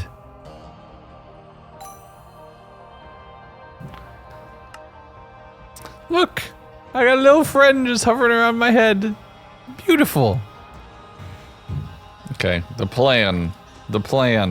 Despite cracking the 64 item barrier, I was able to fully complete this rock relatively quickly, applying the brazier seal, then throwing on a gilded catalyst for good measure.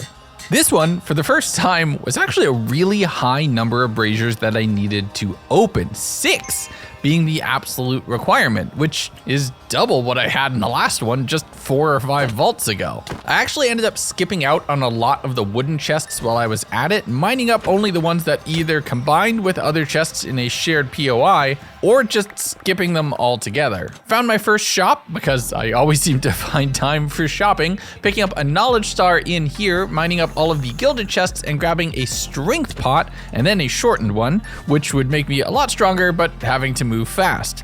A dungeon was the next thing that I actually stumbled across, and the door was not encouraging. Nope. Nope. Picking up a quest for the gods, asking me to mine vault ores, and the copiously brazier made me feel like that would actually be somewhat profitable. So the very next room, I'm trying to find vault ores. I'm getting gilded chests, I'm getting more shops with more things that look pretty interesting, picking up a double pouch while I was at it just to give myself a little bit of extra free loot space.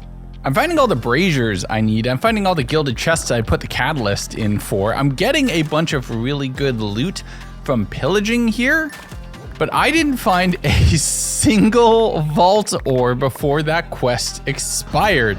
I'm starting to feel like I am genuinely directly cursed by the gods at this point. But with only about 30 seconds remaining, I exited out of the portal, collecting my reward from the quests and depositing my additional knowledge star while cracking the 2 crates that I had unlocked, unfortunately not picking up a blank seal. I dropped everything off and away, and I did something that is potentially a little stupid, re-rolling a full 40 times at the bounty table, just trying to get a quest to give me a blank seal before the day was done. I got a ton of other stuff, but not that. Not at all. I actually found about 100 more bounty pearls in the system, and I rolled about 30 of them before checking and seeing that seals don't even show up at the bounty table. Elixir, paradox, scavenger. Oh, they're not even in braziers. Crafting, gilded treasure, gilded strongbox. They're only in completion crates, and really the most common in scavenger crates, which I've yet to successfully do one of those either. And so I went to sleep, and by the way I'm talking, and the time that's remaining in this video, you probably noticed that that wasn't the end. I know it's day 101. I'm gonna stare at this table until it gives me a seal. If this pops up, it's gonna be absolutely game changing. Okay. Oh, knowledge star. Nope. Seal. Really crappy sword. I don't know what to do, but it is day 101. We're gonna break, stop this recording, and let me think. Okay, let's go back in. I've made a decision. Y'all are getting bonus days. Originally, this video was gonna be 50 hours because I didn't think I'd even be able to complete everything in 100 days. So it kind of is back to the original plan.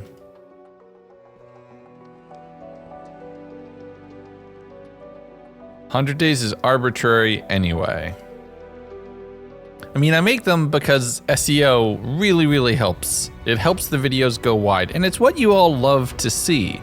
I was gonna call this one 50 hours, just to mix it up, see if I could play with the formula. And I'm gonna be honest, I still might. Haven't decided yet. It's my series at the end of the day. Here's the thing, it can randomly show up at any point. This next one might be the Guardians anyway. If not, I hope it's Elixir, so we can get the seal. Maybe. But I'm gonna keep running for a little bit longer. Let's see how this goes. Rawr.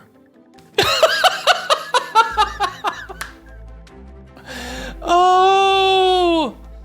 Yes! Okay. Okay. Here we go. We can go beyond. Oh, that is freaking perfect.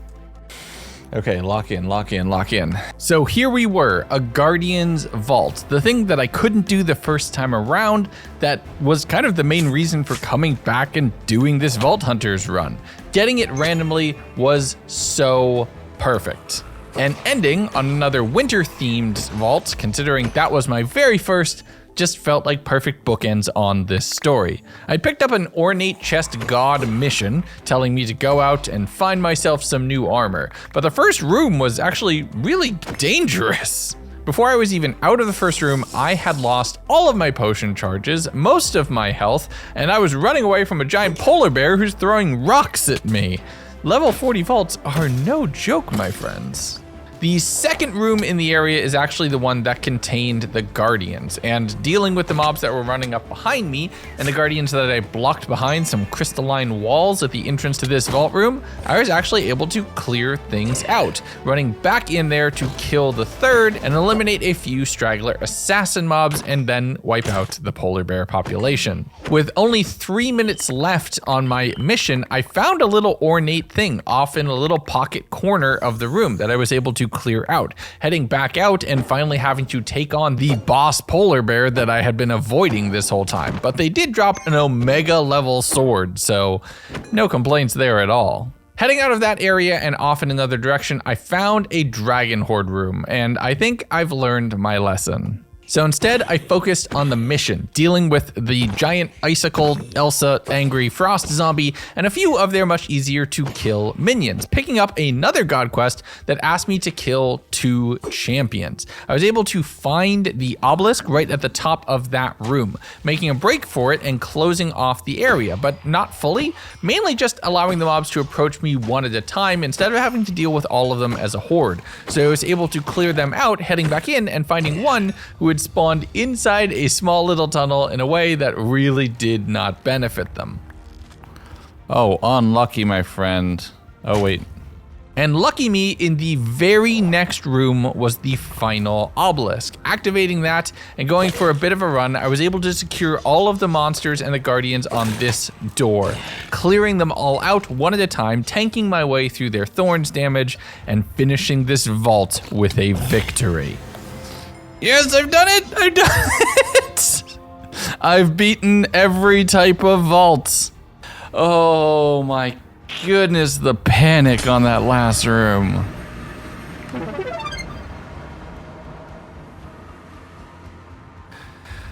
Whew. One last diluting of all of my gear. Some Omega stuff to identify. Oh, that's so exciting.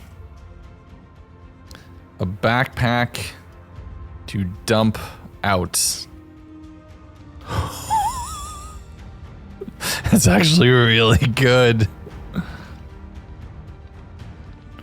That's actually really good. So we got a new magnet.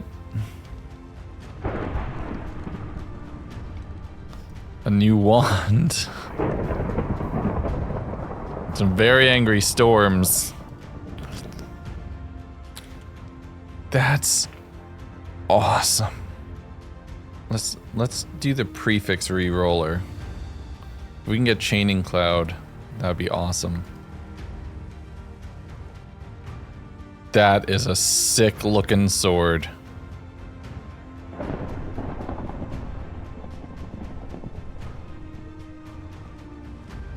Look at me, I'm a fox.